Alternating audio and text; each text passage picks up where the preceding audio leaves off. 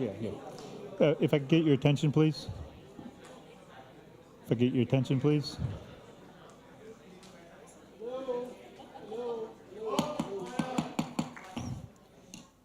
Okay, but actually, I thought I had bad news, but it turns out as we were getting ready to walk back in, we have good news. So we do have the system back up. We're still going to take a few moments to get everybody situated, and we'll start here in a minute or two. Okay? Thank you for your patience.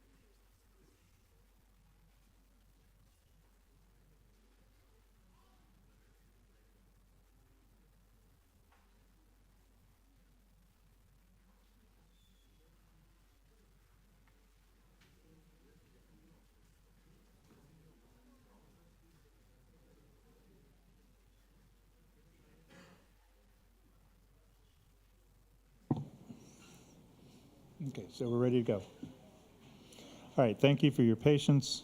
Give me 1 minute.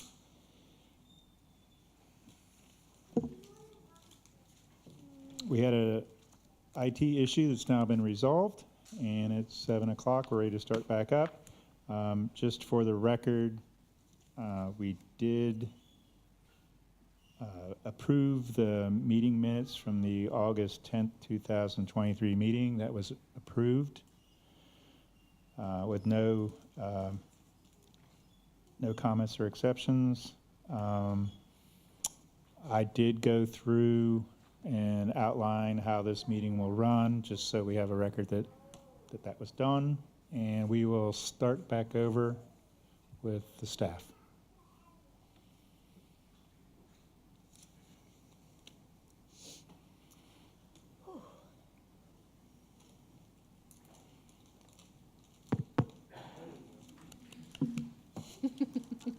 Okay, I'll try this again. Up here for the continuation of the kennel on Holbrook Road. This is for the special exception, and as I was mentioning before, this isn't a rezone. The Planning Commission and county do the rezones. This is an allowance for a special exception.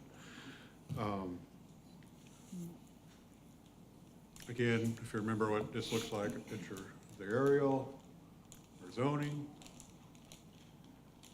This was the first conceptual design that they had in the packet. And a little closer look. Site in June. Again.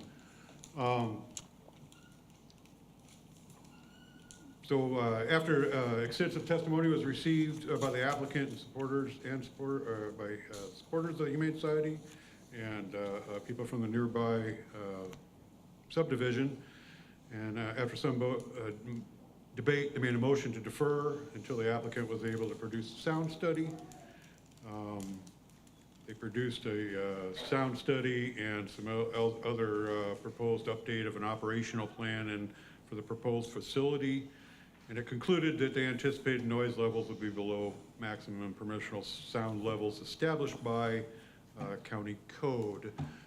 We had some findings on the board. If you remember, this is what was brought back from the last meeting. And we had the recommendations. I wanted to bring attention to the board of some conversations that was had with the applicant at the last meeting. The applicant requested to require no disturbance of existing trees located 150 foot from the south property line, as opposed to no disturbance whatsoever of the trees. And then, there's discussions of sound mitigation methods such as acoustical fences at strategic locations as a discussion for, some considerations if you were to think of approving this that might be under.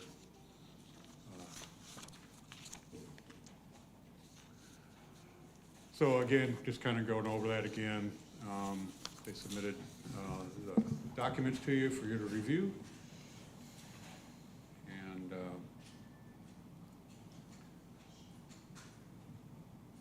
we can leave that up there. If you have any questions, you can ask them. Can you go back one? And just leave it there. Go back one slide to the 3. Yeah.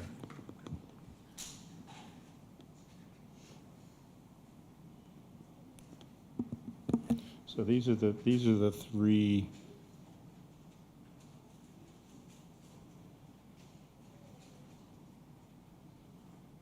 These are the 3 criteria by which we judge the compatibility. So I would ask when you make a motion that you would address these 3.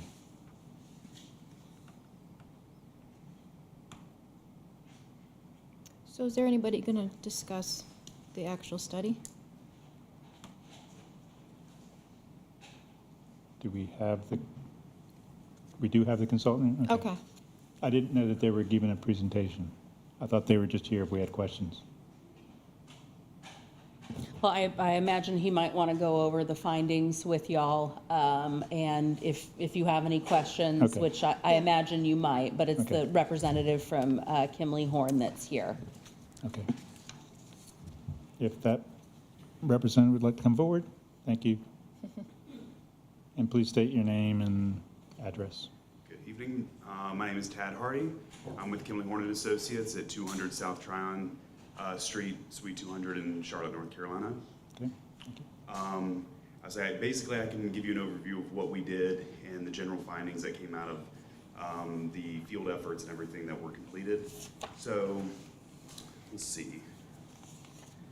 We ended up going to the existing facility off Region Parkway during the morning, playtime that the dogs are allowed to have outside, and took approximately 2.5 hours worth of noise measurements collected at 1-second intervals to be able to understand the spikes that come along with a bark that a dog would emit. And throughout that period of time, we ended up averaging approximately 77 decibels for a dog bark. There were about 1 to 4 dogs within the play area at each, or at any given time during the monitoring period. And so from that, we were able to kind of go back and understand the data that was collected and then conclude approximately that 77 decibel noise level. After that was completed, we ended up going to the Holbrook site to take some ambient measurements to understand what the current noise environment is like out there.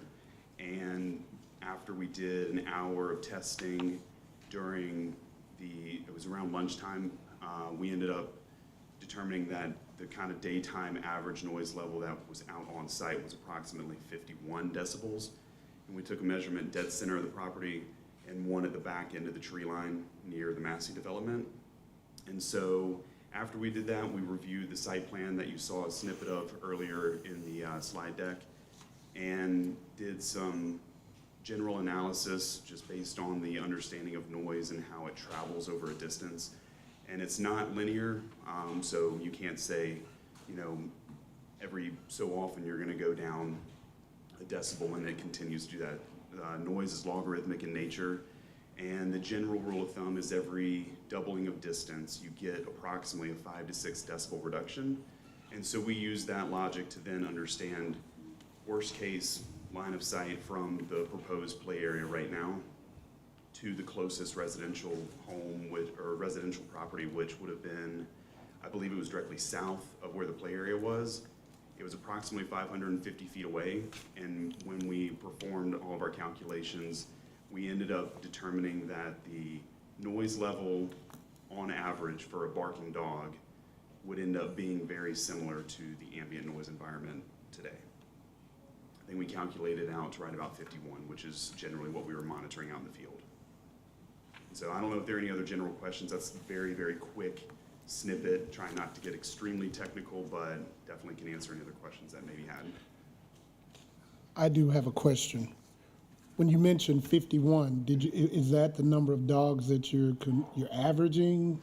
Oh, no. 51 decibels. Decibels, is, okay, is okay. the sound level that was calculated in, within the Massey development at the closest residence from the proposed area where outdoor, playtime would be occurring. So the 77 decibel that you've recorded in your report, that's on average how many dogs? So there were, on average, 1 to 4 dogs in the kennel areas at any point in time during the measurement period that I was on site.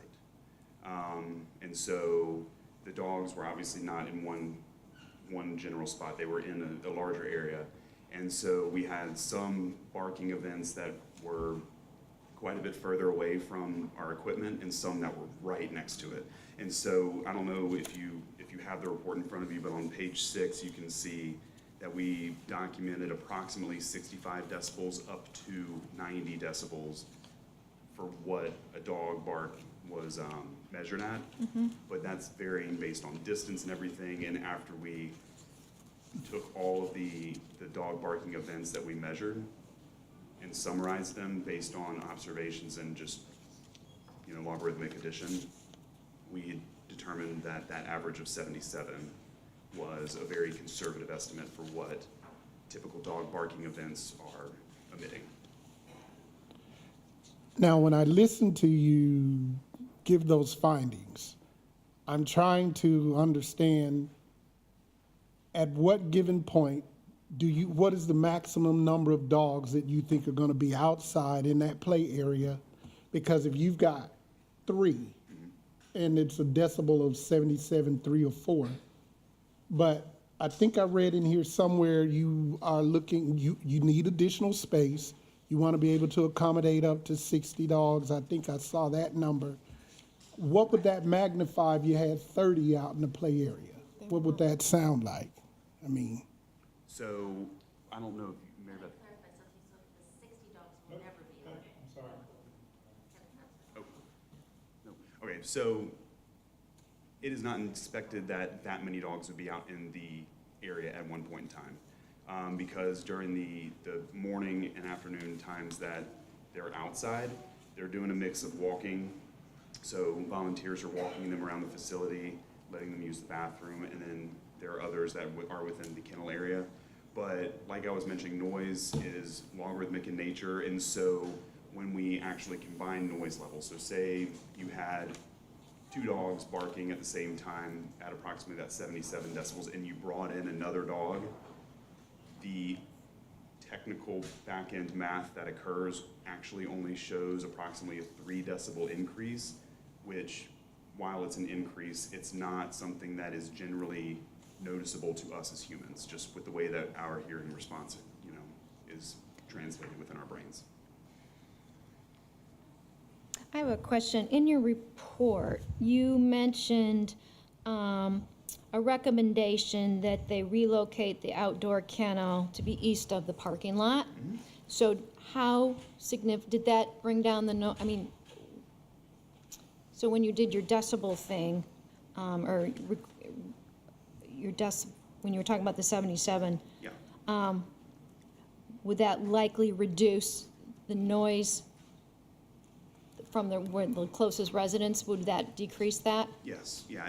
What was the number? Did you have a number? We didn't do the calculation just because there was unknowns if the site plan could change or would change. Okay. But any increase in distance is going to reduce the noise, just with the way that it reduces over a distance in general. Okay.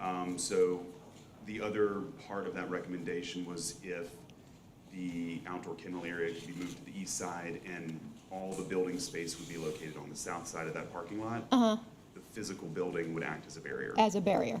Okay. And so yeah, that was general kind of noise compatibility discussions, but no detailed analyses were completed for that, just because we didn't have an updated site plan or anything to base it off of. Okay. Thank you.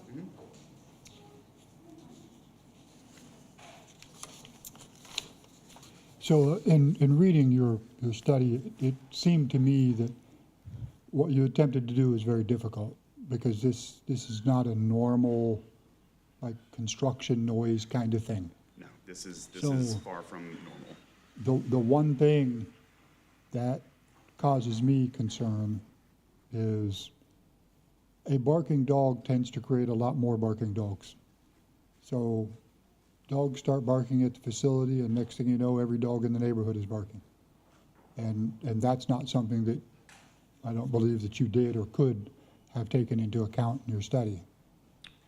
Probably, What the influence of barking almost every dogs house in the in neighborhood probably adjacent has a dog. areas? Is that what you're asking, if influence of barking dogs in other areas outside of the kennel? Yes. Oh, yeah, we can't make any assumptions on that.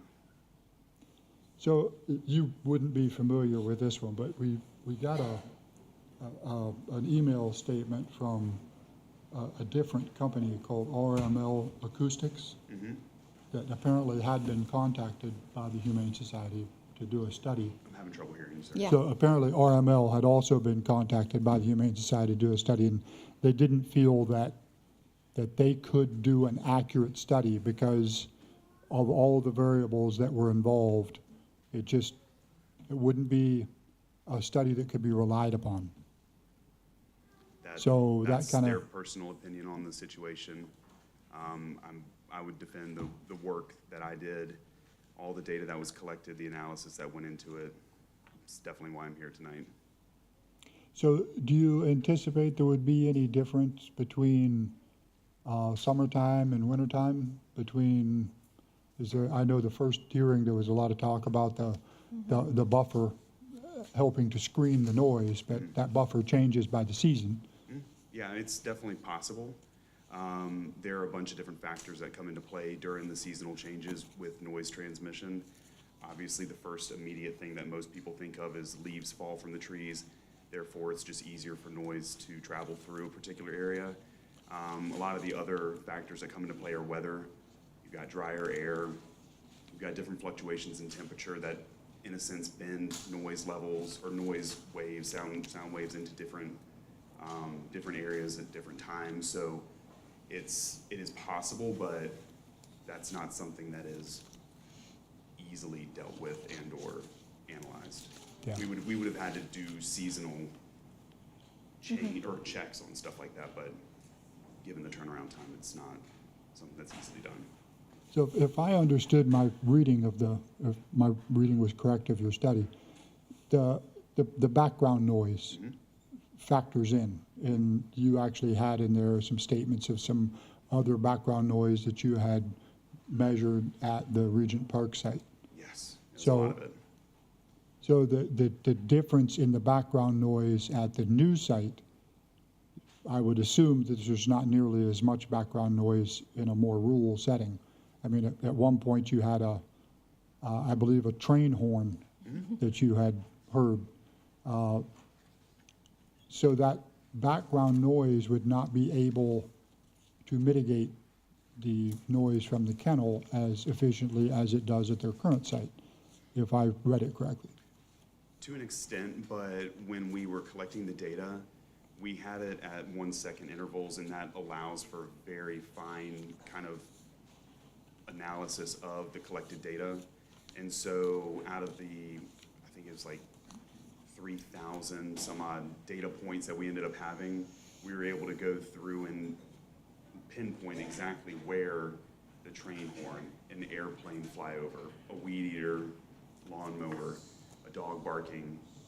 We were able to go through and pinpoint exactly when those occurred during the measurement period, because we have concurrent like data or sound recorders going on. So we were able to understand how the background noise affects the overall noise levels that were measured out there and extract them from the data to then be able to summarize it a little bit differently.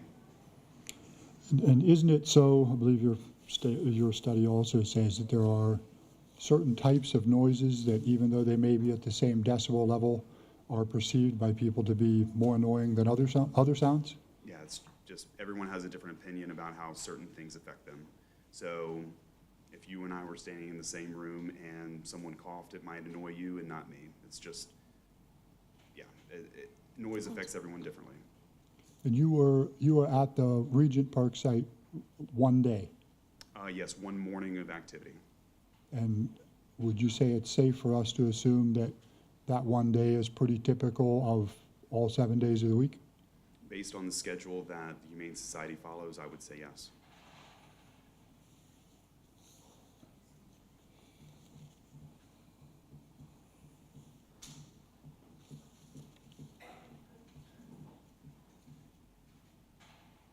And just to reiterate, when you were at the site on the Regent Park area, when the dogs were barking inside the building, there was no, You could not hear them at you all. could not hear them on the outside. Nope.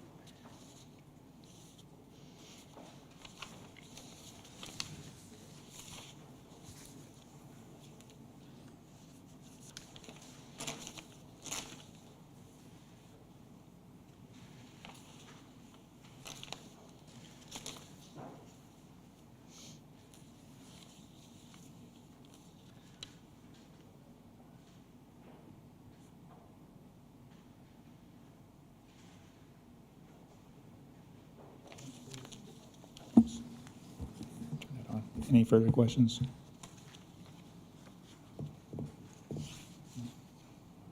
Thank you. Thank you all very much. Okay, so open up for a motion.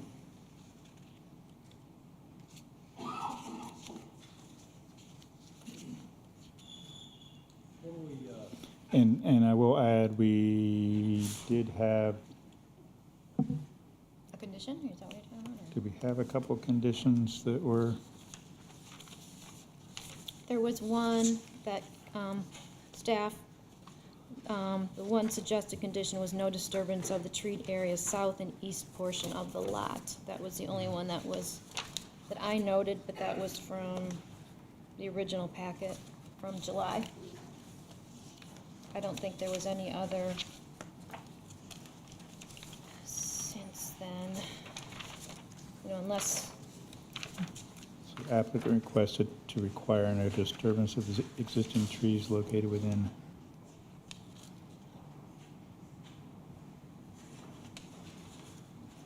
So staff recommended south and east. And there was, is that what I'm reading it right? Is the staff recommendations were no disturbance on the south and east portion of the lot, and the applicant came back and wanted us to consider 150 feet? Is that accurate?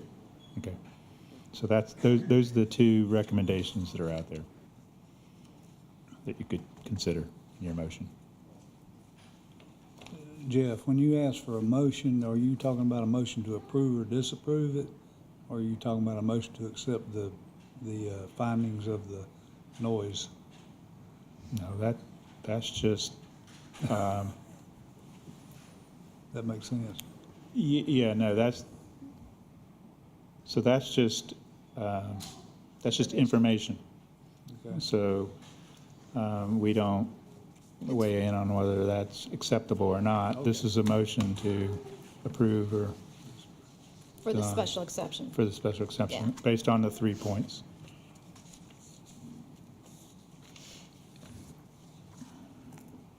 Oh, and just one last thing for a point of clarification that wasn't mentioned earlier. I just wanted it to be on the record that staff was in receipt of, I want to say maybe 3 petitions that were provided. So I just want to make sure to put that out there on the record. Okay.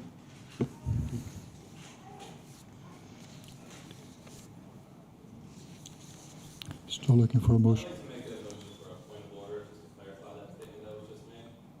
Not that it was wrong, just to shed further light on it. It was a total of 5 petitions and over 300 signatures. Okay. You still looking for a motion? Still looking for a motion. I'll make a motion to deny. I'll second that. Okay, So let's go back. Can we get the 3 points again? Okay. So there's a couple things that I would point out.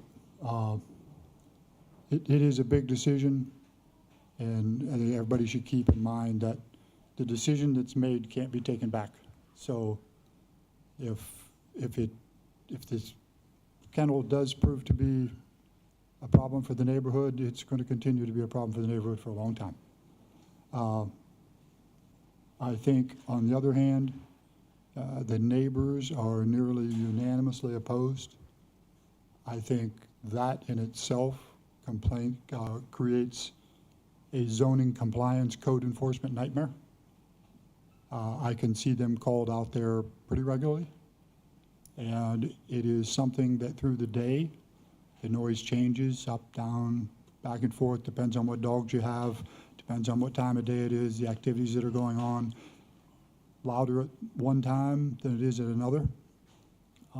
But I think the biggest concern that I would have is that this is something that is an everyday, 7 days a week, 365 days a year occurrence. If it is within the county's noise level requirement, but a persistent noise, even within those levels, can drive some people just about crazy. Almost everybody anymore has a dog. I mean, I would bet if there's 100 homes in that development, 90 of them have dogs. When the dogs are being walked or the dogs are in the outside area and they begin barking, the dogs in that neighborhood are going to hear it.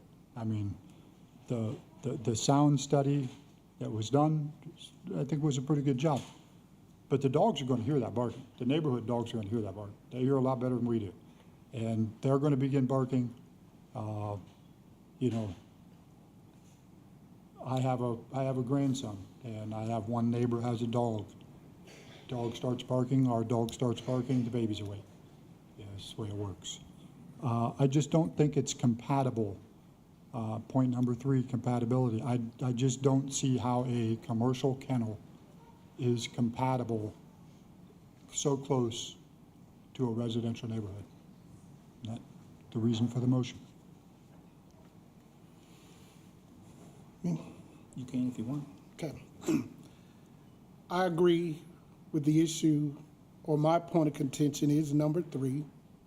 When I read the case and I thought about the noise report, I had questions about how many dogs were measured, and even when the gentleman tonight said, well, that would be 3 to 4 in the play area, they can't guarantee that. They're over capacity where they are now. What's to say they won't be here, and how many dogs are going to be outside all day because, hey, at least they can go out there, run, play, burn off some energy. We cannot control or dictate how many dogs are going to be outside in that play area. I think about where I live. When I thought about this, you can't make this decision without thinking about your own area and how this would impact your life. And I thought about number 3, just to bring context. A couple of weeks ago, my dog had to go out 3 in the morning. I'm frustrated, upset. Take him out. There's a 300-acre plot of land next to where we live. Trees, water, everything. 3 in the morning, he doesn't bark.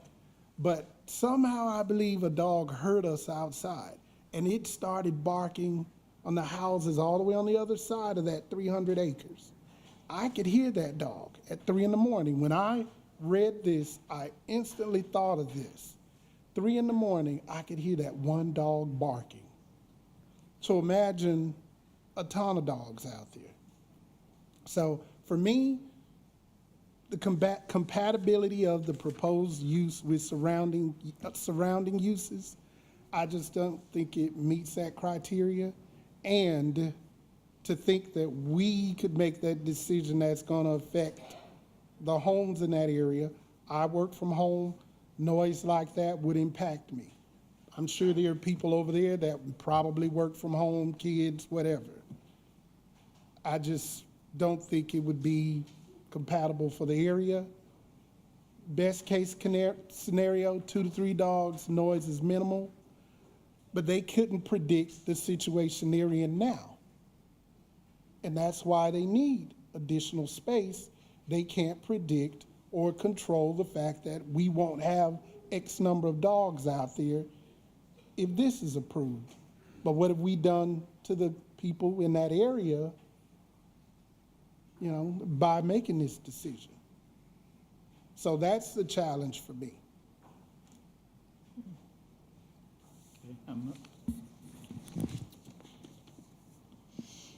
I think those are all valid points. I would like to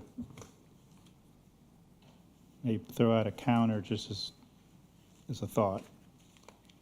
So I do agree, you can't go back. It's a decision, once it's made, it's made. A couple of things that come to my mind, and I honestly don't know where I am on the decision on this just yet. But I don't know if this is the boogeyman we don't know. First off, as far as compatibility, if this wasn't a humane society, the kennels could be put there without a special exemption, as I understand. Is that correct?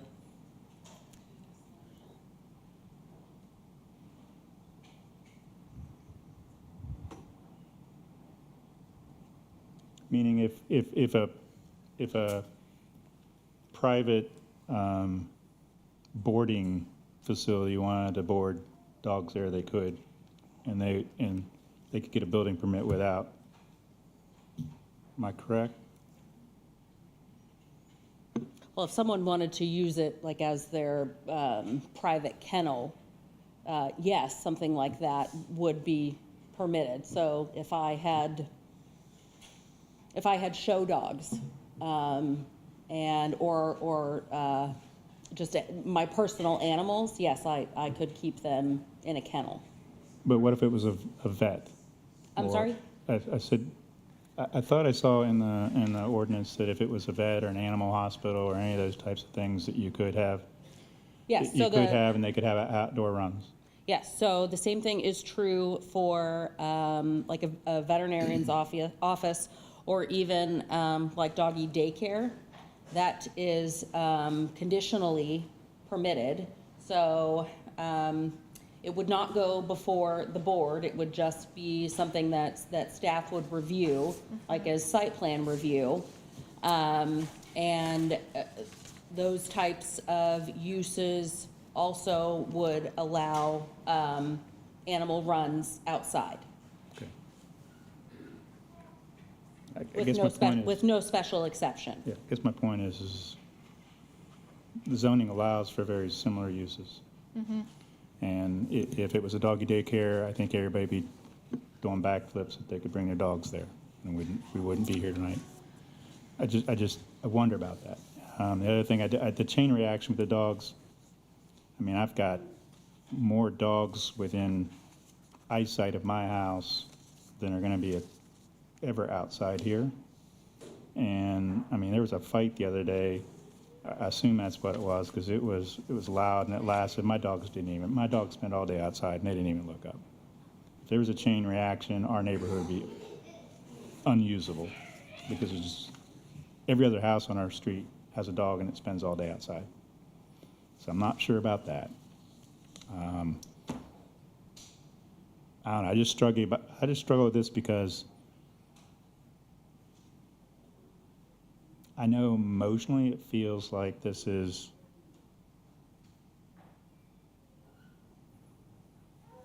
it's something I don't want in my backyard, but I don't know when I logically go through it that it's any different than the dogs that are already in my neighborhood. And I have spent time outside the Humane Society. It just turns out that a buddy of mine, when we go for a ride, that's the place he always picks for us to meet. So I've sat out there weekends, during the day, in the afternoons, on my bike, waiting for him to come by and show up, and you wouldn't know the place was there. if you didn't see the dogs out walking. So, I don't know. It's just my 2 thoughts. Yeah, I'm in agreement. I'm really torn on this. I think because it is the Humane Society, you know, they have to be careful with the safety of the dogs themselves, so I think they will be very careful that they won't allow more than 2 or 3 dogs out at the same time. I just think they're gonna be very careful and make sure that, that it's kept to a minimal, which I don't think is any different than somebody having 2 dogs in their backyard, you know, at the same time, probably for longer periods of time. But at the same time, I understand that, you know, the sound is gonna vary based on wind, you know, humidity, tree coverage, and all that. This is just a really tough one. I will add that if I would vote to approve this, I would want to have the condition that they would take this study under consideration and change the outdoor kennel area, you know, and switch the direction to the south of the parking lot just to help defer some of, you know, potential noise. If that was the case, you know, if the denial doesn't go through. You know, again, it is RUD, it backs up to, you know, the city of Fort Mill, which is, you know, I believe it's residential 40, and then the city of Fort Mill. RUD would allow some type of kennel, which probably wouldn't, like a doggy daycare. My dog goes to doggy daycare, and there's 20, 30 dogs outside at one time. You could have that in your backyard instead of, you know, the Humane Society where there's 2 or 3 dogs at a time, which is a little bit more of a controlled situation. I'm just, you know, I'm just kind of going through in my mind, but just other, you know, that's just other points that I want to be, you know, wanted to make. Can I ask, this is not to be contentious, but I do have a question. What are we basing this 2 dogs outside at a time on? Well, she Do has- they have this written somewhere, that's their policy? I thought it was. Yeah, it's on one of these pages. It's on page 12 in our packet. It's how they operate. It's their operating. I mean, it is Humane Society. I'm sure they do have guidelines that they have to go by, because you've got to remember, these are dogs that are strays or abandoned, and you're not going to have a bunch of dogs that haven't, you know, been socialized together outside in packs. But to your point, my dog goes to daycare on the days that I go into the office. And we know the cost of doggy daycare and whatnot. I don't think we'll debate that. But I think the logic for me is dogs that we're not paying an expense for an individual private owner who says, I want my dog specially taken care of during the day. They're just allowed to run free, but the shelter has all of this extra care and nurturing, and we're gonna make sure they don't go outside, and we're only gonna take 2. I just don't buy it. I don't. And if I were sitting over there, I would have a problem with that. I would, because how are we can't guarantee that.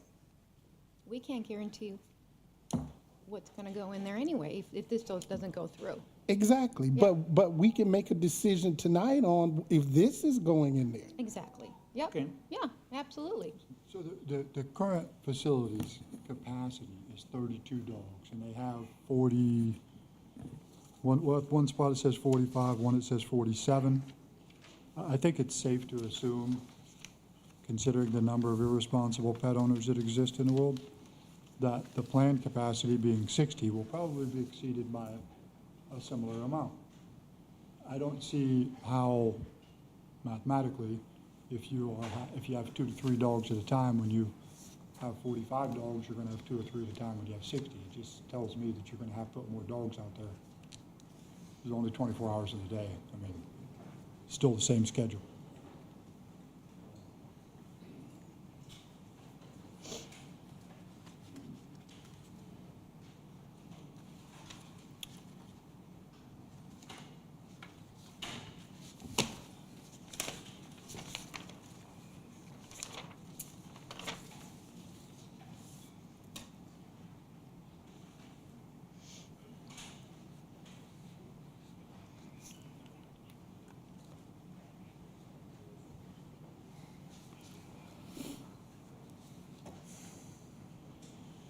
You see what I mean?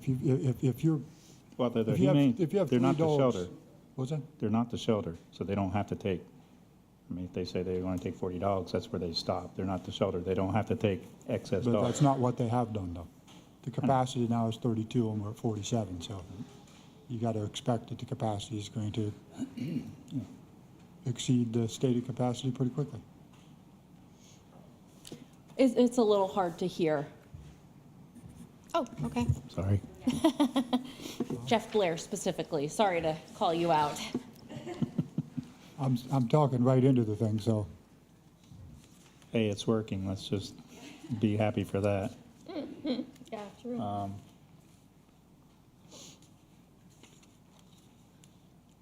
Yeah, like I said, I get it.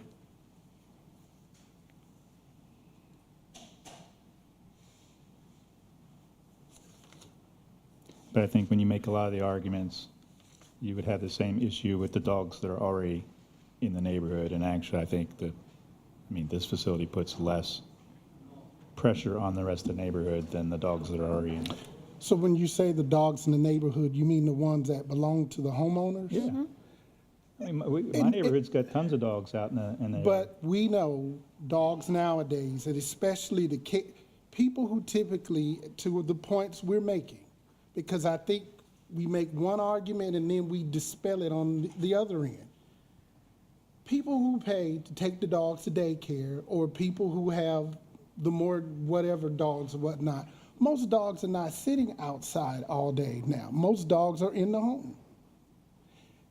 When I grew up, I'm 53. Yeah, people chain the dog to a tree or whatever. You cannot do that now, and we don't see that. You see dogs out in the yard periodically throughout the day. Most dogs are in the home. My neighborhood. Not my neighborhood, but yeah. So I'm sure they would probably Yeah. say, well, hey, Humane Society, can we take it to their neighborhood? So I guess too, and something you said earlier, and you stated, I wouldn't want it in mine.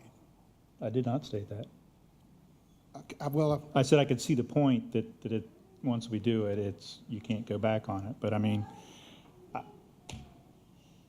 I've had doggy daycares in neighborhoods that I've lived in, and I mean, that's an amenity. The only difference here is this isn't seen as an amenity for people. And like I said, by right, a doggy daycare or a vet could go there, and you would see it as an amenity, and we wouldn't have this conversation. and if that were the case, but this is not a doggy daycare or a vet. And And my opinion is this is more controlled. And like I said, I've not, actually my daughter has been to the facility, so I've been there. But I've been outside there. My son played soccer across the street. I've been there near that facility a lot. On the weekends, during the day, in the evening. And except for seeing the sign out front and then occasion, and they do walk the dogs. Dogs are not out there running around. You wouldn't know the place was there. You wouldn't. You barely hear anything. So, but the other side of the equation, if we get it wrong, we get it wrong. So, I think it comes down to a question of, is a commercial kennel compatible with a residential neighborhood? I mean, we do call it commercial kennel for a reason. It obviously would fit in a more commercial setting, which I believe the Regent Parkway setting is. I have not been there, but it is more actually, there commercial. are apartments all around it and houses all around it, so probably closer than any of these, and I don't know that. I've not measured it. I know there's an apartment building right across the street, and there's actually a school right across the street, because that's where my son would play soccer.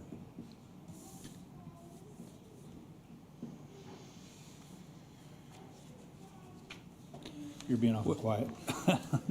Well, I agree with everything everybody said. I mean, everything, each one of you said, I agree with these people over here, and I agree with these people over here. So it's kind of tough, as we know. But I don't believe it needs to be in a neighborhood. I really don't. So that's my 2 cents. Okay.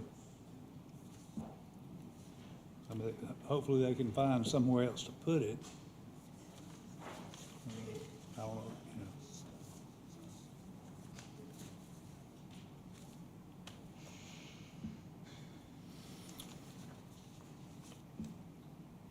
Okay, I think we've rung this one out. Yeah. Ready for vote? Okay, so the motion is, to deny the special exemption. All those in the favor to deny, raise your right hand. So we got 3. So all those in favor to deny the denial, raise your right hand.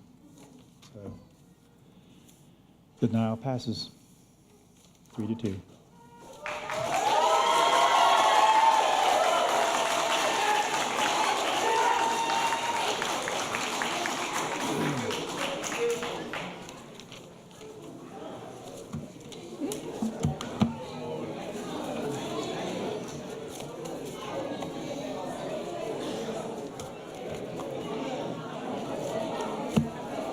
All right, they need to get out of here so we get out. Yeah. Everybody else. Okay.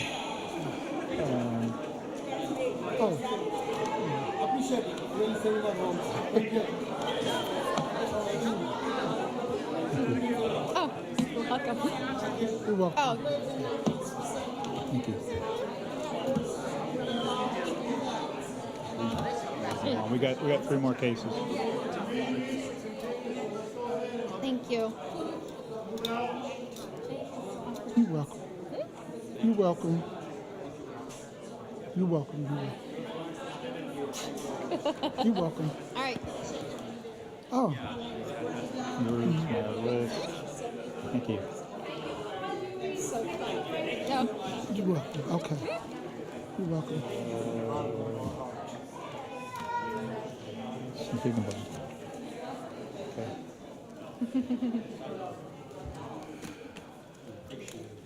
Okay. Oh, thank you, sir. Thank you. Have a good evening. Okay, our next case. Thank you. Good evening. You're welcome. No, you're welcome.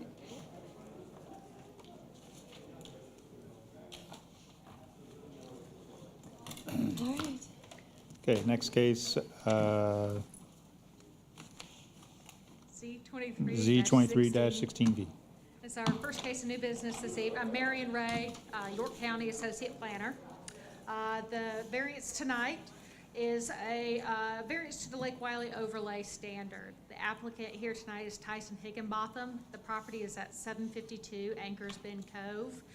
They are subject to 3 zoning designations. The parcel is split zoned. So it's RSF 40 and RMX 10 and the Lake Wiley Overlay. Over here, the vicinity map. Anchors Bend Cove extends from Morningstar Road, which in turn extends from Lake Wiley Road. So it is lakefront here. You can see that the neighboring lots are all improved. Go through the zoning map here. Here you can see the split zoning there. The RSF 40 section was an original Lake Wiley overlay, Lake Wiley recreation lot. It has since been added on to the final plat was at 2016 for this configuration. And here we have the site plan. The proposed carport is in fuchsia here. You can see the home and the current detached garage structure are outlined in gray, and I have the lake in blue down there. For zoning standards, the carport is in the front yard. You can go through the variance findings here. There are extraordinary and exceptional conditions pertaining to the particular piece of property. The subject parcel contains 1.73 acres in an irregular shape. The existing home is placed just outside the Lake Wiley 50-foot buffer, leaving adequate room to the western and northern sides of the house outside the buffer to place the carport structure. Therefore, staff finds proposed variance does not meet this criteria. These conditions do not generally apply to other property in the vicinity. Adjacent lakefront lots within the area have similar challenging parcel shapes. In addition, 2 immediate parcels contain single detached garages set in the front of the principal structure, identical to the current configuration of the applicant's detached garage. No adjacent properties contain more than one accessory structure, while the applicant is requesting a second structure in front of the home. Therefore, staff finds proposed variance does not meet this criteria. For C, because of the conditions of the application of this chapter to the particular piece of property would effectively prohibit or unreasonably restrict the utilization of the property, the applicant has the option to locate the carport on the side of the existing house without the need for a variance. This location not only meets the location requirements, but is outside the buffer. Additionally, the property is well developed with 2 dwellings, 3 garages, a pool, a dock, and various other improvements. Therefore, the application of this chapter of the code would not unreasonably restrict the utilization of the property, and staff finds the proposed variance does not meet this criteria. Authorization of the variance will not be of substantial detriment to adjacent property or to the public good, and the character of the district will not be harmed by the granting of the variance. Neighboring properties on Anchors Bend Cove either comply with the Lake Wiley overlay standard for garage placement, or they have identical nonconformities.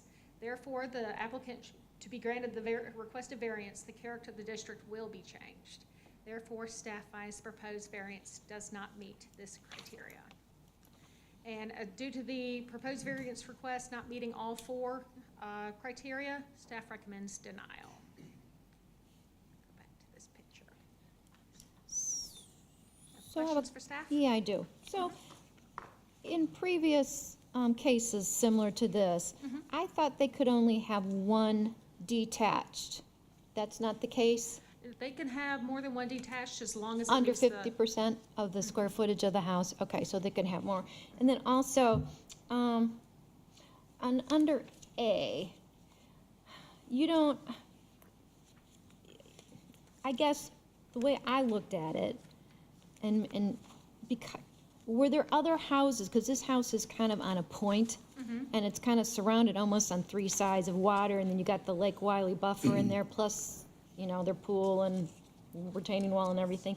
You don't consider that, you know, an extraordinary, exceptional to this house because it is on a point? No, the side setback for the lower area here is almost 60 feet. They have room in this area to place another structure. Okay. And on the north side, there's a playhouse, which has got 27 feet setback to the edge of the playhouse, so there would be additional space there. So they do have Okay. space to the I sides of didn't the think about, house. okay, I see what you're saying. Yeah, because the way the curve of the house is, so you're placing it up there. Okay, as a, Probably have more room than some of our previous applicants. okay. So we have a page here in the packet, page 59, in case you have it memorized. And I don't know if this was, is this created by staff or was this created by the applicant? That was probably created as, by staff. I believe that was one of our staff members kind of showing where an appropriate place that wouldn't need a variance. Okay. But there's no buffer line on this map. No, there isn't. And I pulled up the, Do you have one? Did you bring it? I don't have one with the buffer line, but the actual buffer is very cool. It skirts the edge of the pool and retaining wall areas. Okay. They are built directly to the buffer there. All right, so just kind of, okay. So where you proposed would not encroach into that buffer? Correct. It's outside the buffer. Well, yeah, obviously you wouldn't recommend that, yeah. Is there, do you know, is there a topographical reason why the applicant has chosen not to do that? It's a fairly typical lake lot, maybe a little, it's the same type of slope, but flatter than most. So there shouldn't be any ravines or anything like that. That would.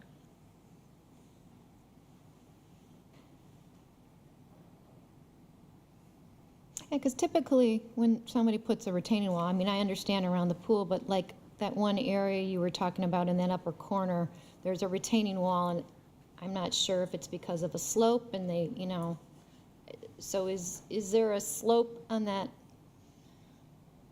upper corner, near the playhouse?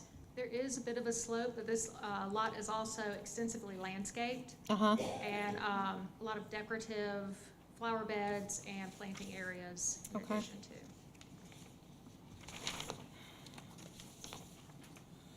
oh, thank you, I was looking for that.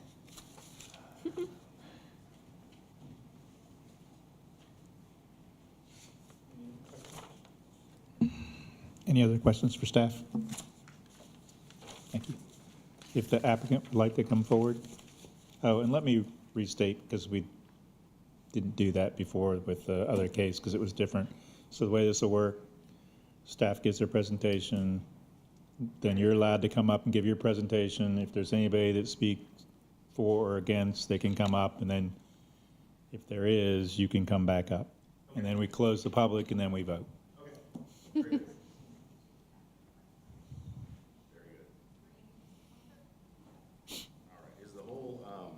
Is the whole slide deck or presentation package that was sent in with the proposed variance provided to you all? There were Google Earth, Google Map documents. I There believe- was also neighbor letters. There was also topographical pictures. What, is this one? And we can Yep, start yep. out, this is another point of housekeeping, name and Yes. address, please. Very good. My name is Tyson Higginbotham. My address is 752 Anchors Bend Cove, Lake Wiley, South Carolina. Thank you. And first of all, thank you for seeing me. So at the end of the day, you know, I've done some extensive research here, so I guess I'll start with the beginning. The property itself doesn't face Morningstar Road, which is the road in which it was referenced. It's actually on a private easement that is only owned by the landowners. So there is no detriment to any neighbor or anybody from the public view looking at this as an unsightly structure. Secondly, from what I understand, this variance overlay was just implemented in, I believe, April of this year. And the ordinance itself, reading back through the documentation, was put in place to be able to stop a metal structure or some kind of unsightly structure in front of these new developments or new communities.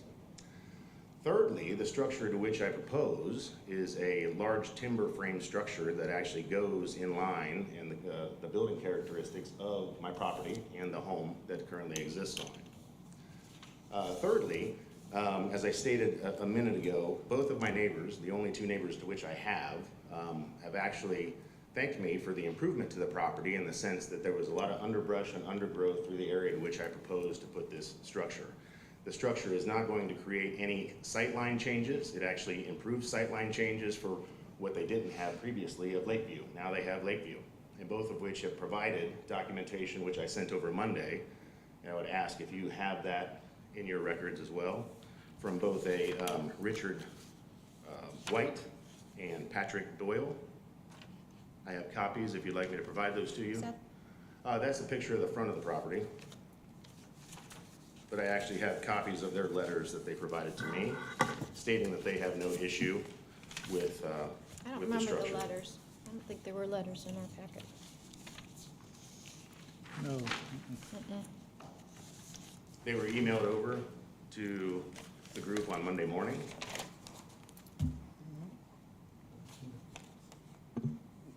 It's typical practice for us to send those via email. I don't know, we're checking in this case if it was sent Okay, where- It might via have- email. I think they were. Did it get mixed up with the other ones? We did have a lot of We had a lot of emails correspondence. this week. So I do apologize, but I mean, we did receive them after we went to the press. If you'd like, I can read them for you. They're short and sweet if you need. So you said they're from two neighbors that just basically are in agreement with? They're my only two neighbors, right? So I don't- as you see the property, the spot on the north, which would be where it says 12 foot, that is Richard Winter's property. They are actually going to tear that building down and complete a new structure. Okay, To the other side, which is the access road entry, on the far left, as you would look at the property, kind of towards the purplish side of your screen, as I'm looking at it to the left, I'm assuming it'd be the same for you, that is Patrick Doyle's property. Both of which, as I said, provided statements saying they have no issue with the structure. I'm good with it. So that's where I'm at with that. I would also say that by giving this, because it is an extraordinary definition, by definition means it's unique in circumstance. And unique in circumstances, first, it's a lakefront property. 2, it's on a peninsula. 3, it's on a private access road that doesn't even confront the public. 3rd of which, from what I understand, this ordinance, again, was to stop structures between the road and the front of a house. So the argument can be made that the front of the house would be lakeside of the house because it's a private access to the house. In addition to that, this wouldn't be a precedent, as from what I understand, last month there was also a variance request on Commodore, to which was approved for a metal structure on the front side of the house on a public county road. So my request is, again, it is not in any detriment to anybody, any neighbor. I would also then like to point out as far as topographical, because you make a couple very good points. To where the tree house is, the elevated playhouse, which quite honestly we're going to be removing as I don't have little kids. And it is, if you actually look at the property, unsightly on the property. So that will actually be removed, but that technically sits on a retaining wall that is about 6 foot high.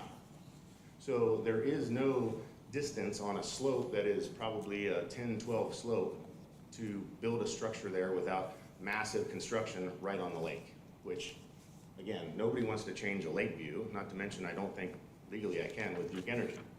On the other side of the property to which the commission had proposed I put this structure, it actually sits on a leach field. So there's no ability to build on top of a leach field, and there's no place to relocate other than the one that was already provisioned for a ancillary should something happen with that one. So both of those locations would not be suitable as it would look like it is from your map, though it is not.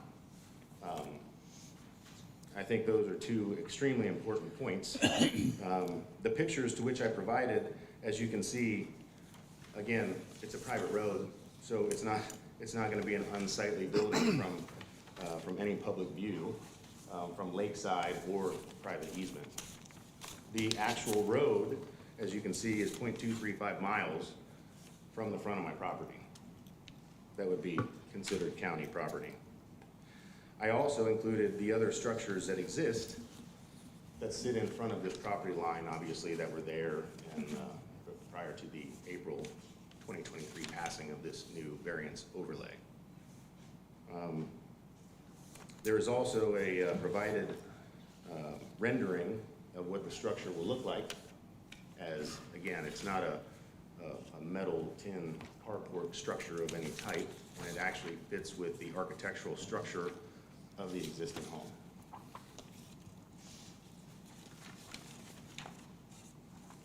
So, again, as I would just kind of recite here, the findings for unique circumstances would be, there's no unauthorized use, there's no adverse impact, there's certainly not any issue that's created as far as neighbor or sightline view to lake or any adjacent properties.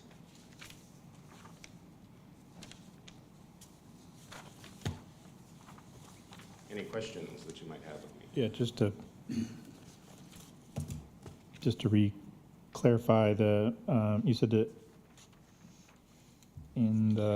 we have a, I can't find it now, sketch.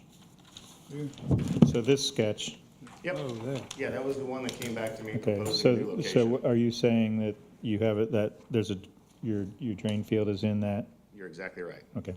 So the drain field's by the playhouse, or is it No, by it is. the well? It is where the pink, It's so right in here.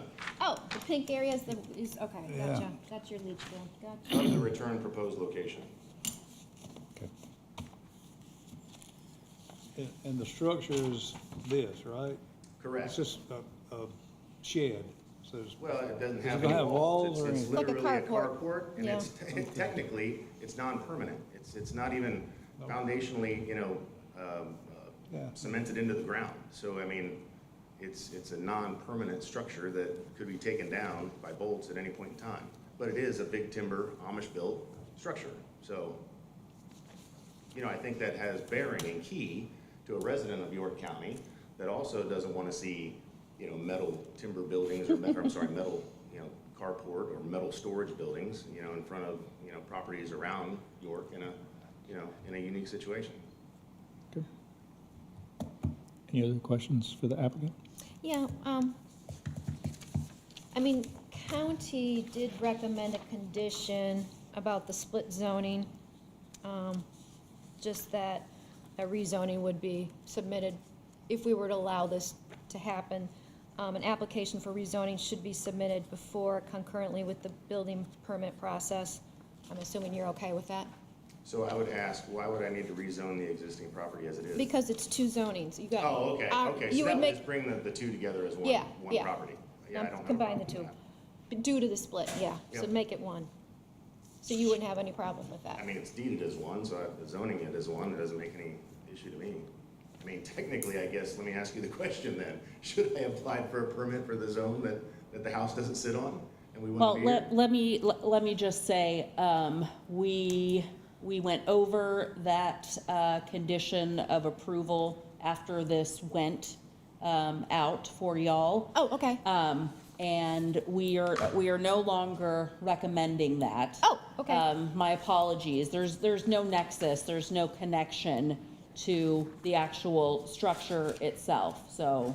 So just, I mean, it would be great, we can dream and hope to get things cleaned up Mm-hmm. yeah, and I make know things that's your clean. goal, yeah. But no, we can't ask for that, so Oh, my okay. apologies. Okay. Scratch that. So I just want to confirm what staff has written here. It says that you have 2 attached garages, 550 square feet, 910 square feet, and a 1,470 square foot detached garage. It's that- a RV garage, yes. That all sounds correct? Yes.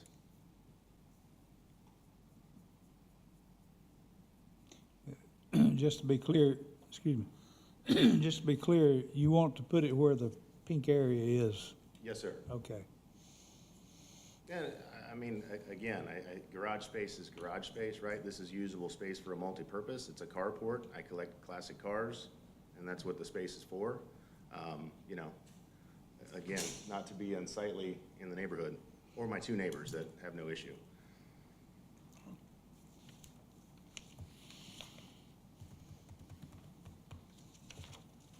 Okay, thank you. Any other questions? Thank you. Thank you. Do we have anyone to speak for or against? Okay, seeing none, the public hearing is closed. I open this up for a motion. I make a motion to approve. I'll second. First of all, And Oh. just as a point, if we could help staff and kind of use the 4 points as our okay, logic. well, I'm gonna, pardon? I was asking to switch to the. Oh, okay. I'm gonna just first start out, I just think houses on the lake, it's hard for them to go by this statute because backyards isn't a typical backyard. It's facing the lake, it actually gets more traffic through it, which would be more boat traffic rather than car traffic than, you know, a typical residence. And we've had so many of these, and I just think county or staff or whoever, county council, needs to relook at this particular ordinance. Anyway, going through the points, I brought this up earlier. I do think there's extraordinary and exceptional conditions. I think it, based on the other houses, because it's on the point. And then he talked about the leach field, which I think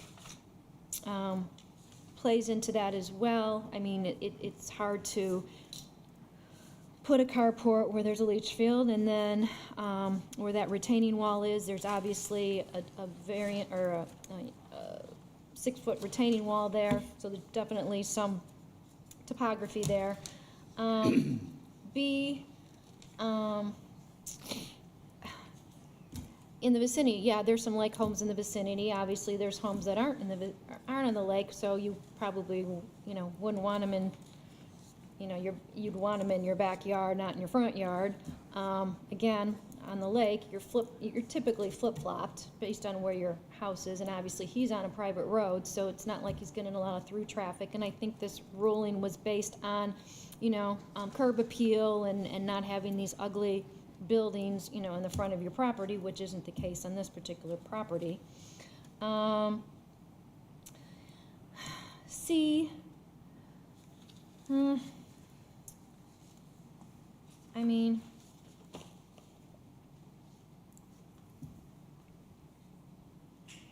does it prohibit and restrict the utilization of the property? I mean, he's well within his right to put another building, accessory building, because he's under the 50% of his total square footage of the house. I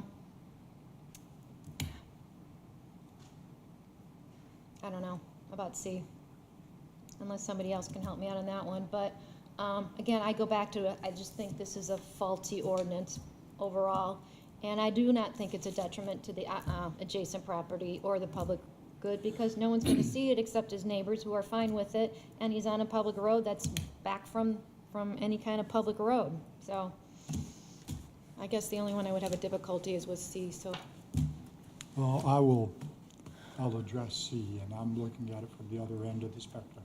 okay, Honestly, I believe this lot may be the most well-developed lot, residential lot, that we have seen in years. It is extremely well-utilized as it is. And I can't get past the idea, I'll read it verbatim, because of these conditions, the application of this chapter to the particular piece of property would effectively prohibit or unreasonably restrict the utilization of the property. This is a very well-utilized property right now. And to say that it would, to not have this new carport that the variance is requesting would unreasonably restrict utilization is an impossibility to me, because it is extremely well utilized already. So that's where I stand. I don't know, but then I go back to the ruling, and because it's on the lake, I don't think that what the intent of the ordinance was, and I will agree on the other points. I think with D, I don't think there's any harm to the neighborhood. So I'll help you get over C. okay. I mean, I'm listening, I I'm agree listening. with what Yeah, Mr. Blair it's is very saying. well utilized. I don't disagree However, with him.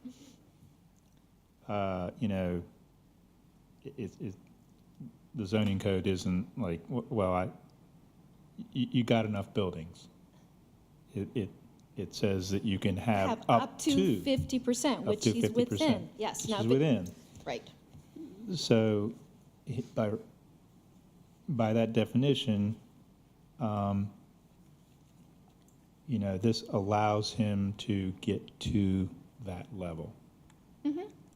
Otherwise, it's, my opinion of what's too much or not too much. Right, that's a personal opinion. So I So, think that's how I can get over C.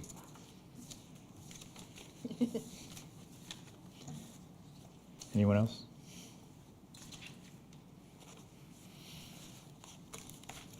All right, seeing none, we have a motion to approve, and were there conditions? no, because staff decided against the condition they put in our packet. Okay, so motion to approve. All those in favor, raise your right hand. All those opposed, raise your right hand. Motion passes. Jeff, can I make a motion to take a 5-minute break? Do I hear a second for a motion for a 5-minute break? You the second? I don't know, don't we?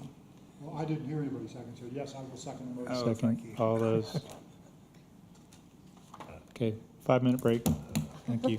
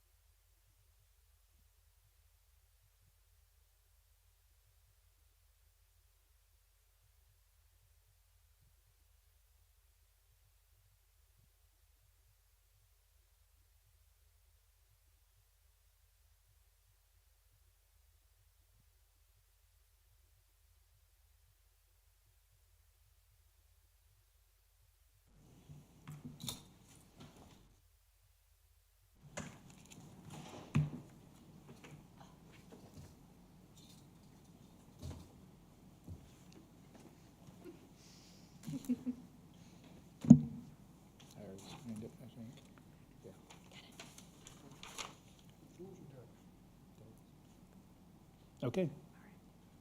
All right, our third case tonight is case number Z. We're not picking you up.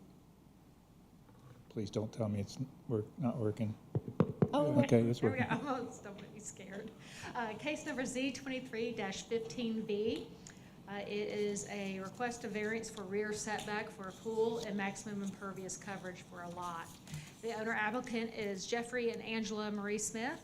They are at 5414 Meadowcroft Way, and their zoning there is RMX 10. You see here that they are in the Habersham neighborhood, Phase 3, and this is the subdivision off Coltharp Road, and it's in the Fort Mill area. You can see here the town of Fort Mill is not far away. It's just over the Duke easement there. Right here, the zoning map. It's in the established neighborhood. This one was approved. They just actually received their homeowners association within the last year, signed over to them by the developer. And there's another subdivision to the left, and then above is Fort Mill, a new development going in. Here is the proposed pool area, and the fuchsia color is the proposed patio area. I outlined the blue is the pool, and the gray is the existing house and other impervious area for the lot. To the left there, the kind of the gold and then the coral. The gold is the 500-year floodplain, and the coral is the 100-year floodplain. We'll go through the findings. Can you go back to that a second? Sorry? What's, the 5-foot dimension is to the actual pool, or is it to the patio? It's the actual pool, So the the blue, structure of the pool. 16 by 36, correct? I'm sorry? 16 by 36. Correct, yes, ma'am. Okay. And then that darker part, that's the deck and the In stairs? the middle, that's Yeah. the covered deck that Oh, exists. it's covered and stairs, okay. okay. Okay, we'll go through the findings. Extraordinary and exceptional conditions. The existing property is similar in size, it's 8,594 square feet. The average lot in that phase is just over 9,000 square feet. And the shape to the majority of the lots within the subdivision is very similar. The site is developable as evidenced by the home that was built by the developer in 2019, so staff finds the variance does not meet this criteria. Conditions do not generally apply to other property in the area. Based on the previous finding that there are no extraordinary and exceptional conditions pertaining to the property, staff finds this criteria is not met. For C, I split it up a little bit here because it's slightly different findings. Conditions of the application of this chapter to a particular piece of property would effectively prohibit or unreasonably restrict the utilization of the property. For the pool setback finding, the owners could construct a pool on the site outside of the required setback. While this pool may be smaller than the one proposed, the standard size pool could have easily been constructed had the house not been placed against the rear yard setback line. Therefore, staff finds proposed variance into the 10-foot setback does not meet this criteria. For the impervious surface finding, the parcel contains an allowance of 502 square feet of additional impervious surface for homeowner improvements. The property owner is requesting an additional 1,691 square foot impervious surface, exceeding the allowance by 1,189 square feet. Significant improvements similar to adjacent properties currently exist on the lot. Therefore, staff finds the proposed variance to the maximum impervious coverage area does not meet this criteria. For D, the authorization of the variance will not be of substantial detriment to adjacent property or to the public good, and the character of the district will not be harmed by granting the variance. For the pool setback, the encroachment into the 10-foot rear yard setback for a residential swimming pool will not be detrimental to the public good or adjacent property owners, as the site backs up to open space for the subdivision. Therefore, staff finds the variance does meet this criteria. For the impervious surface finding, the proposed increase of impervious surface affects stormwater runoff for this property, directly impacting Jackson Branch, a tributary of Steel Creek, and ultimately Sugar Creek. Therefore, staff finds proposed variance to the maximum impervious area does not meet this criteria. Due to all four variance request findings not being found, staff recommends denial of the requested variances.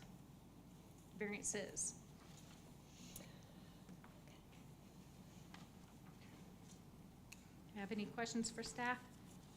When you did your when you went on site, were there any other houses that you're aware of that had swimming pools in their backyard? There is one fairly nearby. It's a smaller pool and it fits within. the- Okay. It's actually in one of the pages, the Oh. aerial view. Oh, thanks. Did you see? Oh, there it is. Yeah. Okay, Go, Up here. yeah, around the top. okay. That one looks a little narrower, more like, kind of like a lap pool versus, A swim spot. right. Right. And it has less of a concrete pad, it looks like, maybe, too. Hard to say, because there's a lot of shadow. It's a slightly smaller house too. Yeah, and it's maybe closer to the road a little bit, too. Yeah. Okay. And I can see, you can see where the community pool is, too, in the bottom corner. Okay.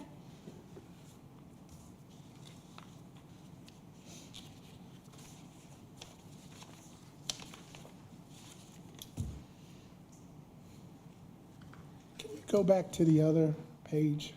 Just, yeah, right there. Okay.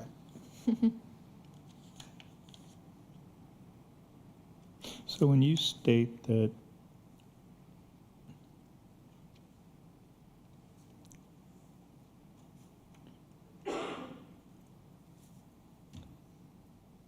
it's over by 13, or the requesting an impervious, that's from the total. But when you look at the pool itself, how much would it have to be reduced? Does that question make sense? How much would they have to reduce the pool 5 in more order to feet. meet? They're allowed 502 square feet of additional impervious. So anything over that, they would have to request impervious surface variance, So even if that, they met yeah, the setback. that was the clarity. So when you factor in the other surfaces, all that's left over is 500 for a pool, Correct, yes, sir. and that includes the pool deck. 502 is what they're able to use. What they have requested is, I had all the math written down. No, what I'm asking is, in that 502, that's the pool and the pool deck. Yes, Okay. yes. But not the deck on the house. That wasn't, that's Well, that would already be in separate. there. Yeah, that's already in that figure, okay, the original figure, okay.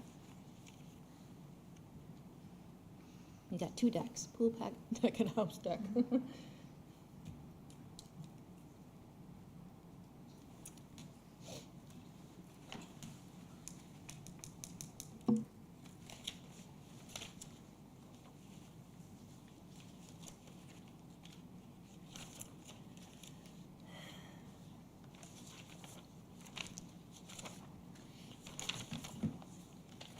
All right, thank you. Yeah.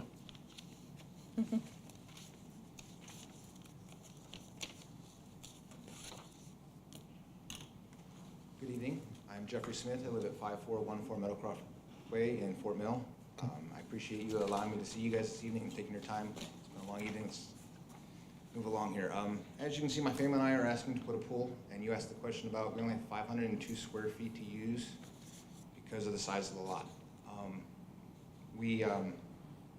My wife said she wanted to put a pool in there, so we started the process of going through and figuring out what we could do to get this done. Pool companies came over and said, hey, this looks good, and we realized that we go into the setback. And that's why we're asking for that variance of the 5 foot into that 10-foot setback for a 16-foot wide. You asked the other pool that was in the neighborhood. That's one of our neighbors. That's actually the HOA president. It's an 11 by 40 foot pool. So it is narrow, longer. As you can see from my drawing there, is those steps that are placed there limits the actual length of the pool, because they actually stick out. The full length of that backyard is only 25 and a half feet long, or wide. So that's basically the only area that we can put that pool. So going through with the coding, you said something about the house, depth of the house from the road to the front of the house. Most of them I measured on that GIS was because they had a neighborhood requirement, they wanted all the houses to be very similarly back from the street, was 27 to 29 feet. Our house sits at 28 feet. So not much difference between all those homes from the front, because that's what the neighborhood wanted. And as you can see in one of those pictures, our house actually takes up a lot of that yard, of that space. 44.1% of our yard is taken up by the house and the driveway. I have some paperwork here as well that my wife and I did some research that if I would be allowed to hand out to you guys. Is that okay to do? Yes.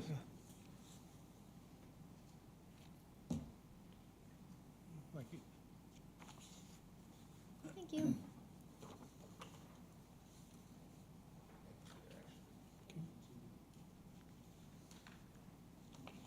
You do. Thank you.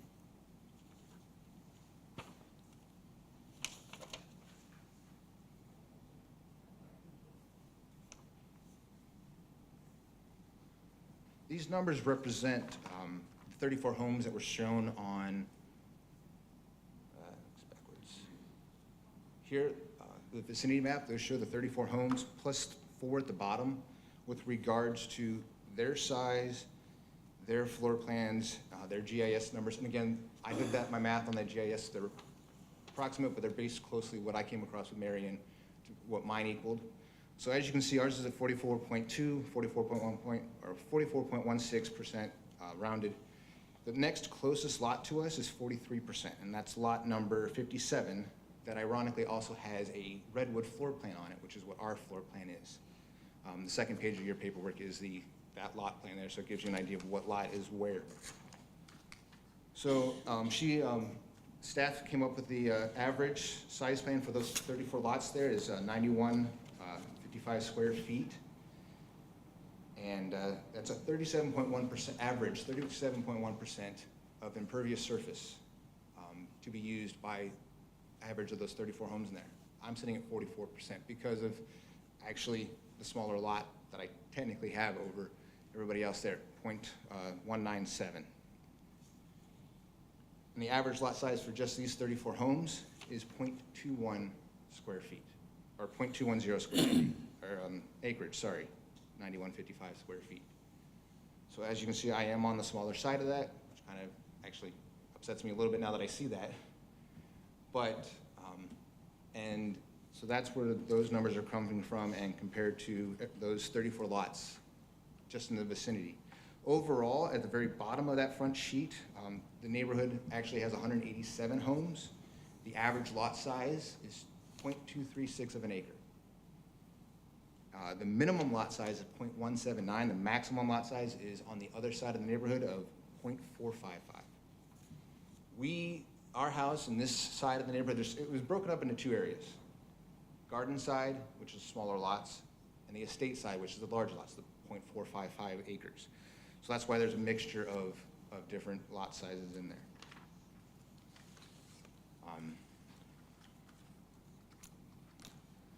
So that goes with the impervious surface. We're just asking for being able to increase it 13% above the 50% cutoff to be able to do the pool that we're wanting to do. But again, a lap pool of 11 by 36 is not what we'd like to do, but we will see what we come up with here. Sorry.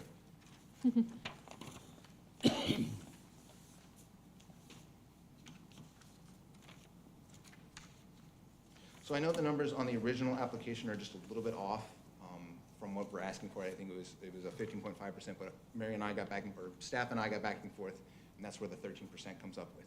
Ironically, that's actually our house number, is 13% of the 8594 is 5414. Kind of thought when we came across that, we kind of thought that was interesting. So going back to the extraordinary and circumstances here, the location of the steps limits where we can put that pool. And the steps are there because of where the builder located the house on the lot and then also put our crawl space door. Which right, crawl space door is just to the left of as you guys are looking at that screen, bottom of the screen As you can kind of see it showing the opening to the underside of the house. It is a full-size door, crawl space. That's where the builder put it. I didn't have any suggestion. I would have loved to have had that crawl space door on the other side of the house and have those stairs come another way. I didn't have any say in that. So that's how they built those stairs to come down there. That is right off of the kitchen, which is where you conveniently would like to come down with your food. Going down to barbecue, because it's actually the barbecue line, gas line is right underneath those stairs. Question before Yes. you move. The crawl space door, because I did see this and I was wondering what kind of door is that, but because we can't see an actual picture facing the back.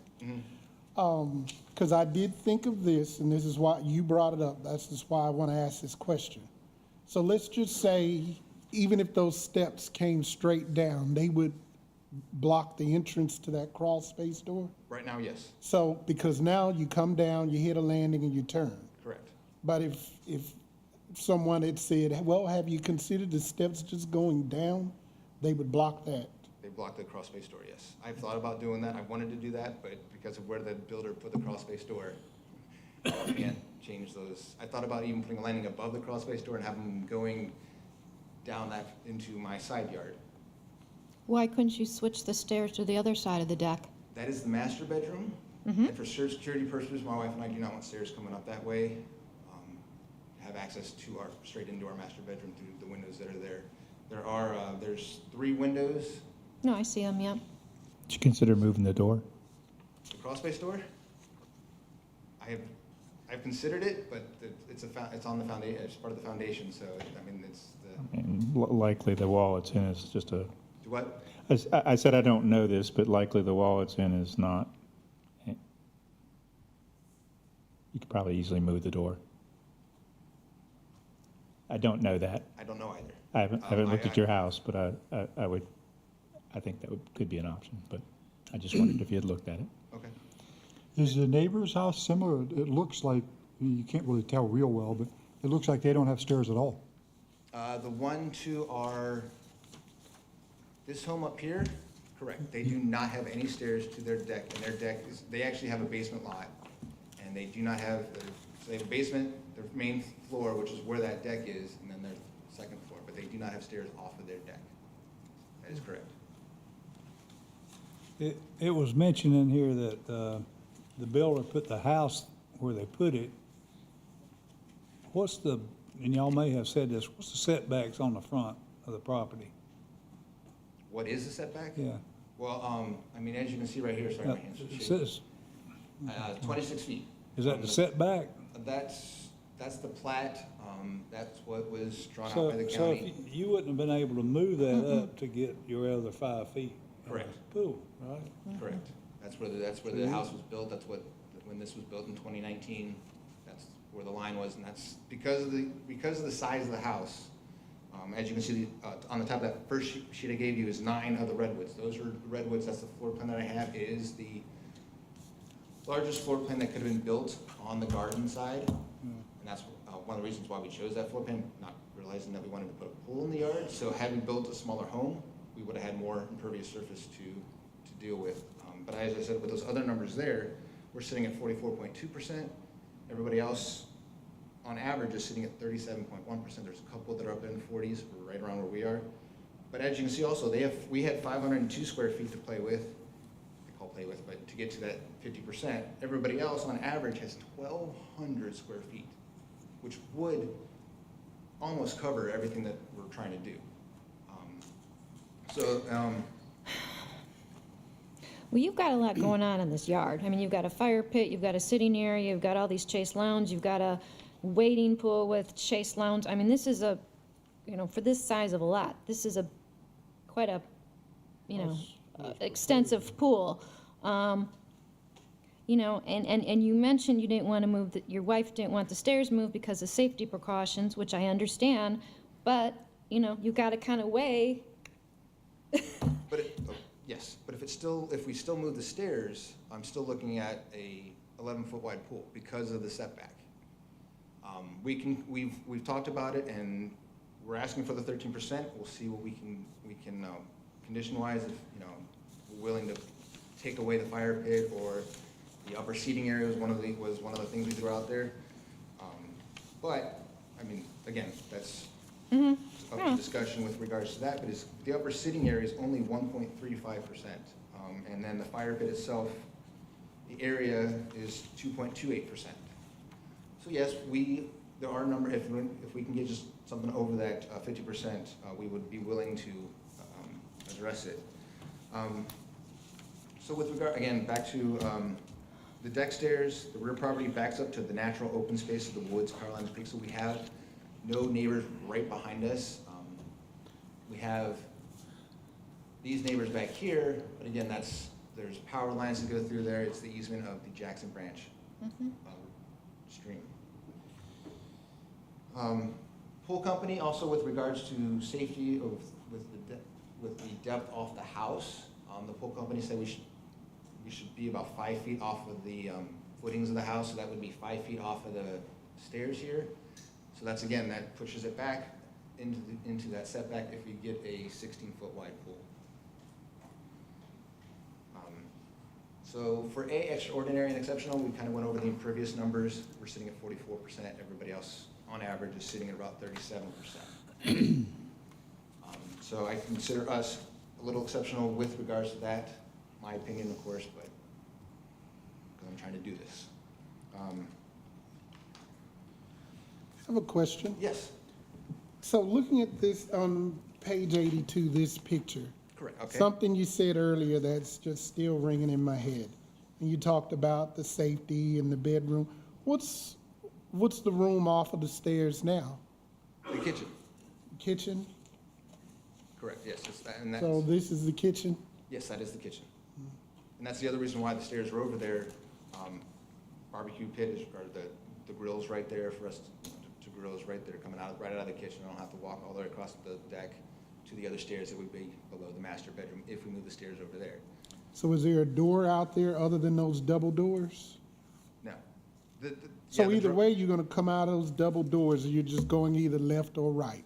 Those, unfortunately, those double doors aren't 100% accurate to the way my house looks. Sorry about that. But, so right here is where the door is. Where? For those that, it's, so right above the stairs, as they go up and then makes the left turn to the landing, there's a big window right there, and then just right around that corner, that's where the door is. So there's not doors here. Those are big I have 3 big windows there. And then, again, master bedroom's up here, kitchen is down here, and the door exit is right here. So that's what you're going to put there? No. That's what the pool guy came up with. He knew what the house looked like, but that's what he put there. No, that, unfortunately, I do apologize for that. That is not how it looks. So we don't have a picture of how it actually looks. We just have this rendering, which is done by the pool person? Yes. So the alignment of the doors and the windows aren't necessarily accurate to what your actual If you house take is. those double doors there, Yeah. that's a big window. Turn that into a big window in your eyes, Okay, and that's what's there. okay, so there's a single door there, Over here, right? it's a sliding glass door, yes. Oh, it's a sliding glass door, okay, gotcha, Yes, okay. sorry. No, that's why we ask questions, just to make sure we're on the right page. Because I am thinking about if the steps were on the other side. You could come in the 5 feet, but you can go longer because the steps wouldn't be in the way. Because I even look on page, 77, number 3, when it talks about list of concessions, and I think, and correct me if I'm wrong, this is your response, ideally a 5-foot setback off the rear property line, but could compromise up to 5 feet. So you're really already saying, there are some circumstances where I'll give up the 5 feet. And then you just need the variance for the impervious surface, right? We were wondering how that was gonna come across with our wording on that. If we didn't get the 5 feet variance, then it's an 11-foot wide pool. And we're really not looking for that. And the reason we are looking at the 16 by 36 pool, because it would be an 11 by 36 foot pool if we didn't get the variance up to 5 feet. We put that in there saying, hey, we're willing for a 4-foot variance, 3-foot variance. I mean, we'd like the 5 foot, but we'll go with, what we can we can come across with. And so that's why I put that in there, is kind of to say, hey, yes, we're willing to work with what we can get, or we just don't do the project at all. So when you bought this house in 2019, did you build this house, or was it already built when you purchased? We built it. Okay, and did you have intentions of putting a pool at the time that you built it? No. No, okay. So this is kind of an afterthought? Yes. Okay. So your only option is either to go to 11-foot wide pool or not to go with a pool at all? Right now, as the setback states, it would be an 11-foot wide by 16-foot pool. Very wide. Kind of speaking to that question, or speaking to that turns into the impervious surface Yeah. whole variance to there. The 502 square feet that the impervious allows us to have is like putting a 14 by 36 foot pool, which is 504 square feet, so just a little bit more. But that's the equivalent of what would be able to be put in there. But again, then there's a variance of the 5-foot setback. So there's not a lot of, even in an 11 by 16 foot pool, we would have to, subtract 5 feet off the whole 65 feet along the back there. So we would do the math and we would try to figure out something to make it work but we're just trying to go for the variance of the 5-foot setback into the 10-foot setback by 5 feet. We're also trying to do this. We have elderly parents that come visit us a lot, and we're trying to get them to get more active, and this would be one way to get them allowed to be more active and swim. The HOA actually limits us to the number of guests that we can have at the community pool to 4 people. My brother and sister-in-law live just on the other side of the Jackson's branch, actually. They have 5 people in their family. They come over, technically, we can't all go swim at the same time.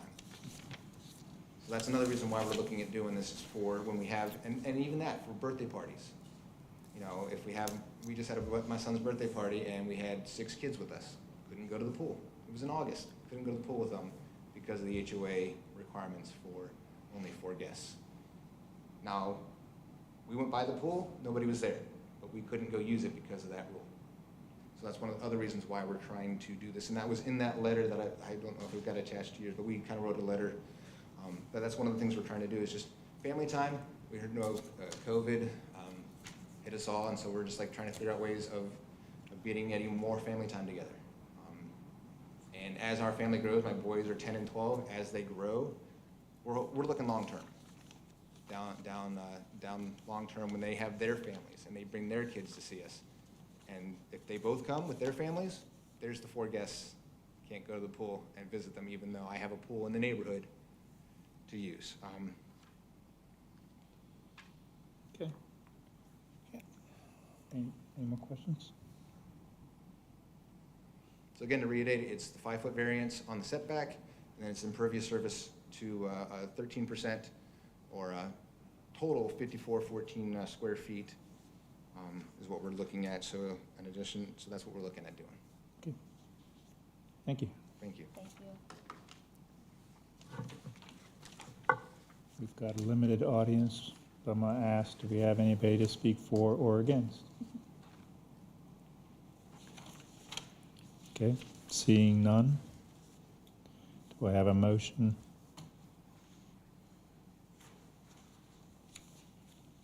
I make a motion to deny. I'll second. So now you want an explanation.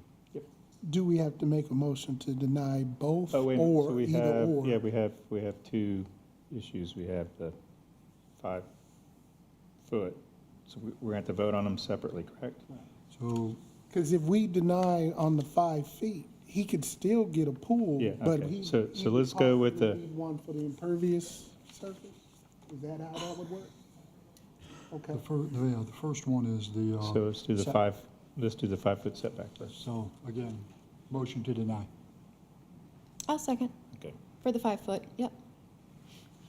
So looking at the 4 points, extraordinary and acceptable and exceptional conditions pertaining to this particular piece of property, I would just say, look at page 86 on your packet. They're all the same. So there's absolutely nothing, I guess I would say absolutely nothing unique. I mean, there are some very slight differences in lot size, but I mean, realistically, you have a lot that's just under 8,600 square feet. You kind of have to understand that you're going to be very restricted in what you're going to be able to do on a lot that isn't even 0.2 acres. It's just, you put a house on it, and that's pretty much your limitation. So, continuing on, conditions don't apply to other, it's the same reasoning, page 86. Point C, this has long been, and I have said this many times, that the effectively prohibit or unreasonably restrict utilization of a property. I don't see how you can apply that to decks and swimming pools. The property is obviously being utilized very well. Swimming pools are wonderful. They're nice to have. They're an option. They do not fit within the definition of effectively prohibit or unreasonably restrict. Whether or not it would be a detriment to the adjacent properties, I think that one is questionable. I would probably lean toward no, it would not.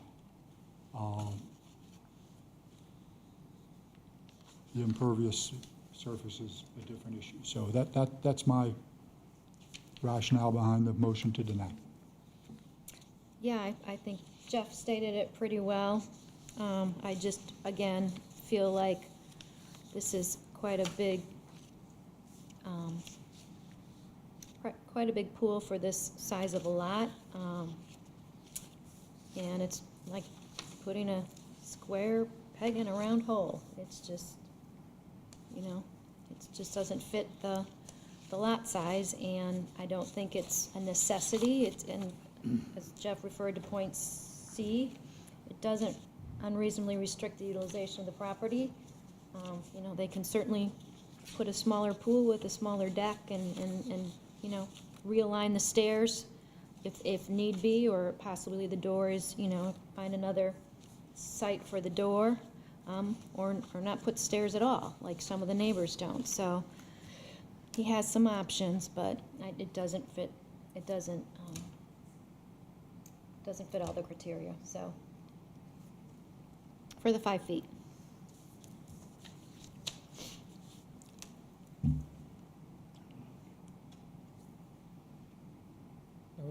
No other discussion? Okay.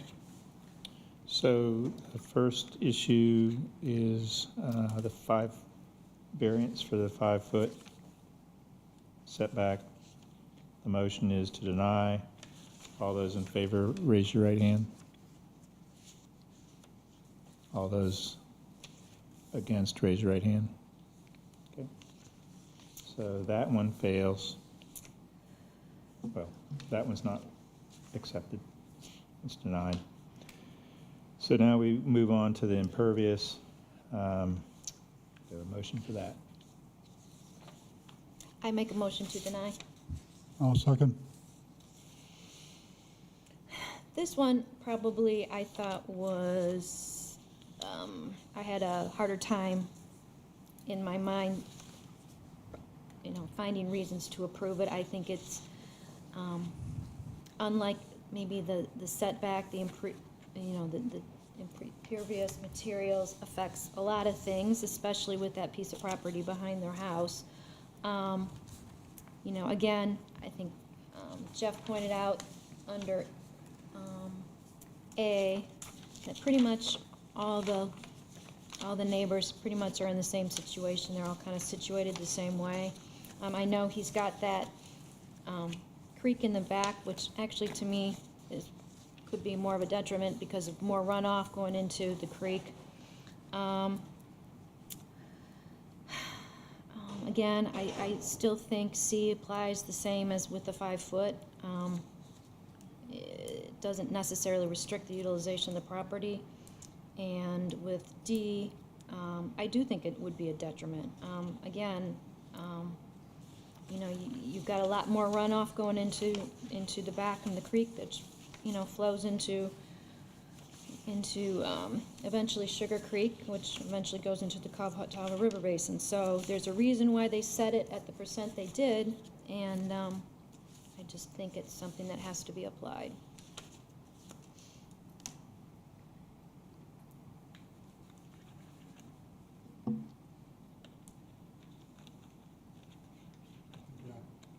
Okay, I don't know that, have anything to add other than, I think that the impervious is more of an issue to me. Yeah, and I thought so as well. And anytime there's, and I think we've stated this in previous cases, sometimes you can get over one, variance request, but sometimes when there's a situation when there's multiple, it just kind of gives you the thought that, it just isn't the right thing, it just isn't the right decision on this. There's just too many variances, and it's just not the right lot for a pool this size. I don't believe I've ever seen a variance for impervious surface before. This is my first. Yeah, I don't think, I don't know if that's a Very rare recode thing. thing, or, I don't know. Are you solid on that? I'm pretty solid. Sorry, I shouldn't be laughing. Okay, so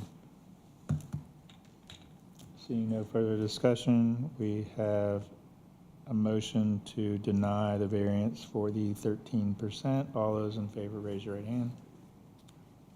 That one's unanimous. That one fails as well.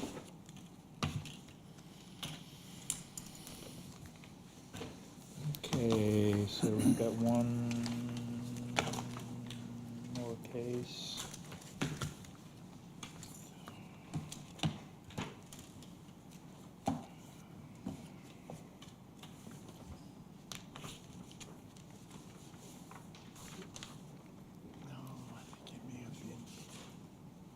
That was mine, Bravo.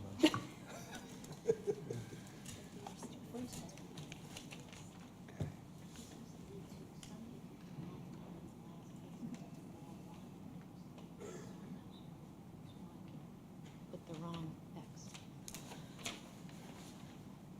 Is it Jeff? This was the last one.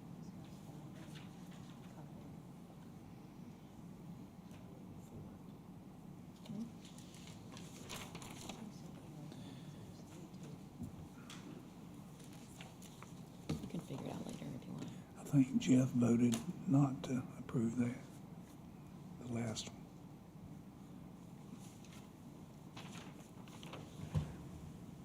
Sorry, there was just something we have to, with the last vote, the numbers are off.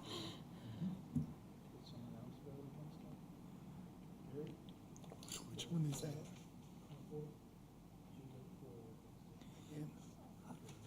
Oh, it was 3-2.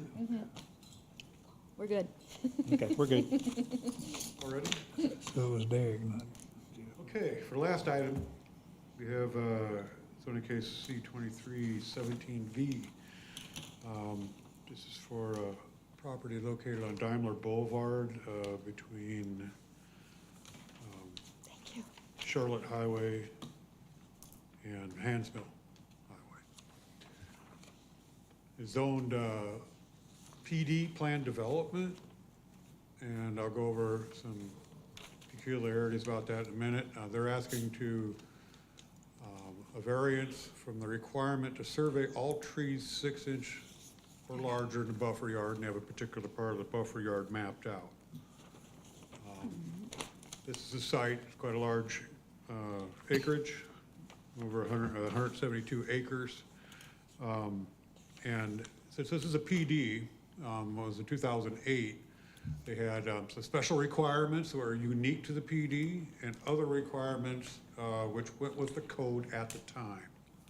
And the code at the time, had this requirement to count these trees over 6 inches in diameter in the buffer. Now, they're not asking to alter the buffer any. The buffer stays the same. They're not intending to go disturb the buffer at all. They just don't want to count the trees for the 2 miles or so that you'd find the buffer. And here's your zoning with the PD. Now, here, this is a little more difficult to see, but the blue areas kind of on the outer west, north, and eastern sides, excluding the Daimler Boulevard area, which they'll create a new buffer there.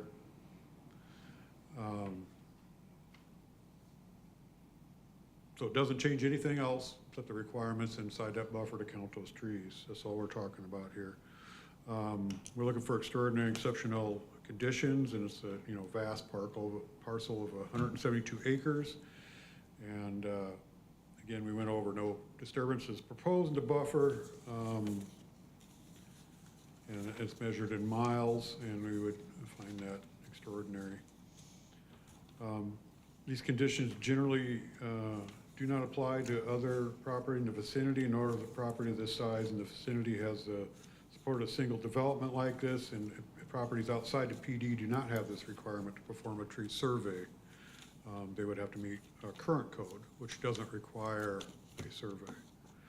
And then, we have to look at things that would be unique to this particular piece of property.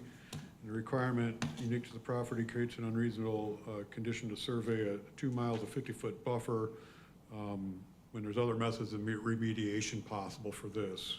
In the conditions, we suggest a method of counting the trees in a similar stand if the buffer unfortunately gets disturbed, and that's all this is about.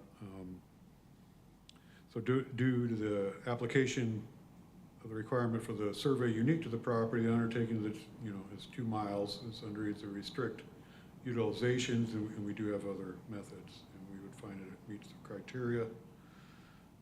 The authorization of the variance will not substantially be a detriment to the adjacent property or the public good, and the character of the district will not be harmed. We're not changing the variance, we're changing a requirement to count things. It won't look any different than not counting it. One of the things I want to mention, we did beef up C. We talked about,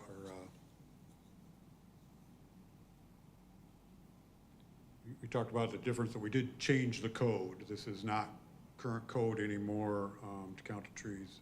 It's discretionary.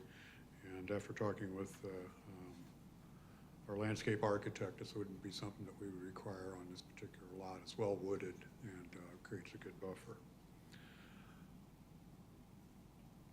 So we would find that the proposed variance meets L4 criteria. I didn't take the word not off there, and we'd recommend approval of the requested variance. So there's a buffer in the, I'm going to call it the front, along Daimler. Excuse me? There's buffer along Daimler that says that will be surveyed? Yeah, they're not asking for a variance to that. They're going to actually do a tree survey in there. Is there a reason why that's different than the rest of it? It's kind of a disturbed area, and they would need to meet the buffer requirements anyway, so they can perform a tree survey to make the existing trees that are there count towards the requirement of the buffer. Okay. And this only applies to the perimeter, not to the wetlands that are, because there's all No, kinds just the of, blue outline there probably shows up a little better in the packet. But just starting at the bottom, that's the only area they're asking for exception. Where it does overlap some of the stream buffer, that's the only where that would come into effect. So but what, the excuse me, the No, no, stream go buffer is not, there's no tree survey there?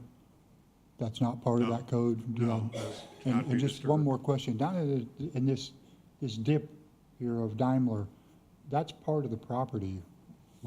What happens there? Is there perimeter buffer there? Well, There's they'll no- have to meet whatever requirements are necessary for that. Right now, you have a power line easement where it's all cleared out. There's a little tiny area in front. I think that future plans may involve, peeling that off, but if there is any requirement for that, they're not asking for a variance. So if that pops up, they'll have to meet whatever buffer requirements are in code. Okay, thank you.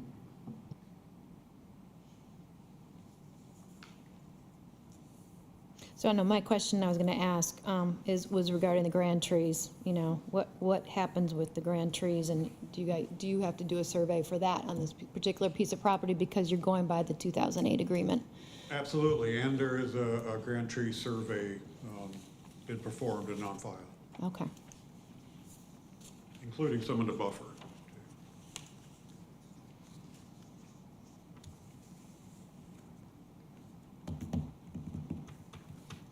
Do we have any kind of a site plan, preliminary site plan that shows how much of the, or where structures and disturbances are going to be on the property? Since it's outside of the request, all this area is a non-disturbed area. You know, there's some civil, but of course, none of this would be involved in it since it's an area that is not to be disturbed. And we did make two conditions, if I didn't go over that well enough. We had one, I didn't get to that. The perimeter buffer shall be defined and marked prior to any land disturbance for applicable standards found in York County Land Development Manual in section 4.2 Landscaping Plan 4662, tree protection standard notes. And number two, if the required perimeter buffer is found to have been disturbed, staff will select locations to perform representative tree surveys and considerations of remedial action to establish the 1-to-1 planting ratio required under code version applicable to the site. Okay, so I guess where I was going is, how close to any of these, I mean, do we know yet what the plan is for the site, and how close to any of these buffers do they come with parking lots, roads, driveways, buildings, all that? Because There's cleared areas in ball field. The structure itself is kind of centered into the lot, and then you have ancillary, you know, accessories that go with schools, such as fields and things like that. And, you know, they're gonna work around certain grand trees.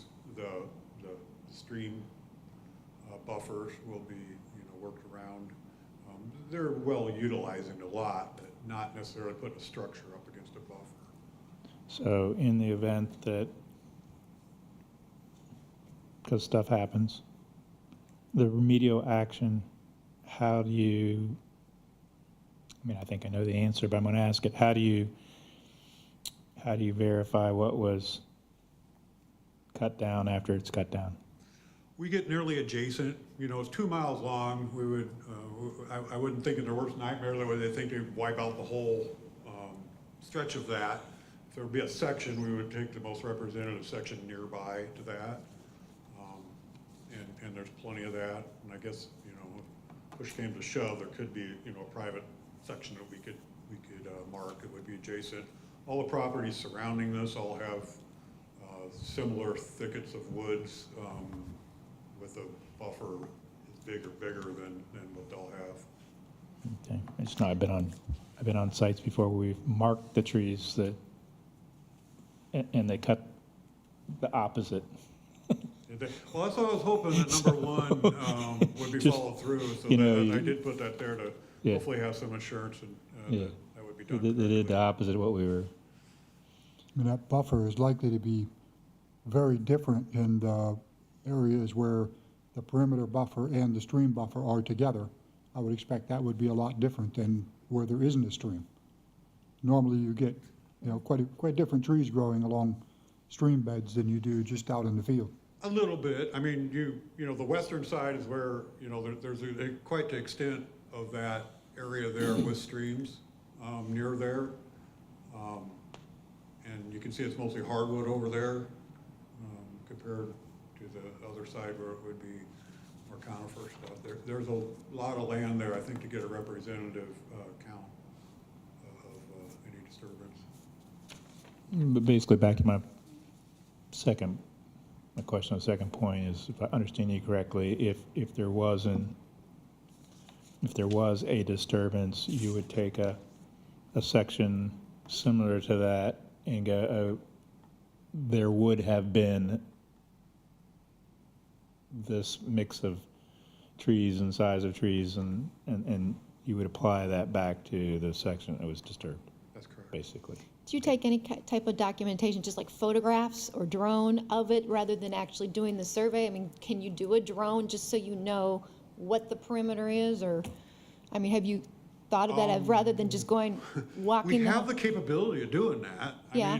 I mean, we Just so you take have still something- picture, we take still pictures of drones would be quite an extensive survey itself. Okay. And I haven't seen how we work with video on a drone, although I'm sure we could, or I'm sure it can I mean, be I'm just done. saying as an alternative, rather than, walking the whole perimeter and, documenting it, even if you just had a visual.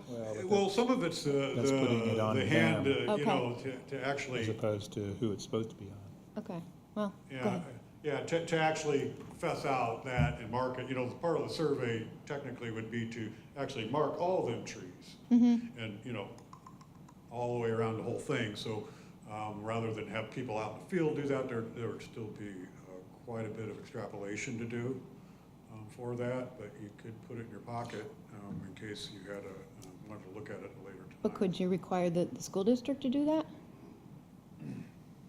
Yeah, I'm just saying, you were putting the requirement off. Oh, no, of I didn't the- mean to do that. I was just asking Oh. if that was no, I understand I that. haven't seen that deployed, in theory, maybe, Okay, well, that's in a discussion Okay. between us, but yeah, I mean, we got relatively good resolution, but I don't know if we could start fussing out 6-inch diameter trees. Right, no, I understand.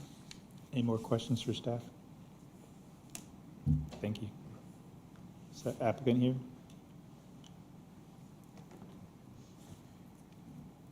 Good evening. My name is Mark Hopkins, and I'm COO of Clover School District. Thank you guys for listening to this tonight. When we began this project, we were under the impression that the survey could be waived. We began the process of pricing the survey. When we found out that we were going to be under the 2008 ordinance level because of the PD, that was the requirement of the survey. That's why we're asking for this variance, because the survey is well into six figures, and we are certainly trying to be responsible with our taxpayer money to try to not spend that where it's not necessary, and that's one of the main reasons why we're asking for this variance. I heard you ask Mr. Hunter about the location of the school. The building itself is almost in the center of this of the property itself. There's not any dwellings or buildings that are close to that buffer, although there may be a drive on the left side. Fields? There will be some ball fields in the upper left. Okay, because you're going to clear with us. But, I mean, do you take if we go that direction, are you acceptance in staff's remedial plan? So if something does happen, because it could easily happen, somebody just goes the wrong way and you have to establish, are you okay with the way that they've? Certainly. Okay. And we're used to mitigating grand trees and other properties, so we understand that Yeah, there's, okay. but we have no plans or intent to modify or touch the buffer zone around the property. Right. And that little leg at the bottom is really an undevelopable piece. There's no plans to do anything there. There is a Comporium Tower to the south of the right-of-way there, but most of that is covered by right-of-way, so it's pretty limited in what can be done there. Any questions? Thank you. Thank you so much. Anyone here for or against? All right. Public portion is closed, public section is closed. I open this up for a motion. I make a motion to approve with the two conditions requested by staff. A second. I think, per staff, I think it meets all the criteria. And, they have a remedial plan in place in case there is a issue with the buffer being disrupted, so I think that's adequate.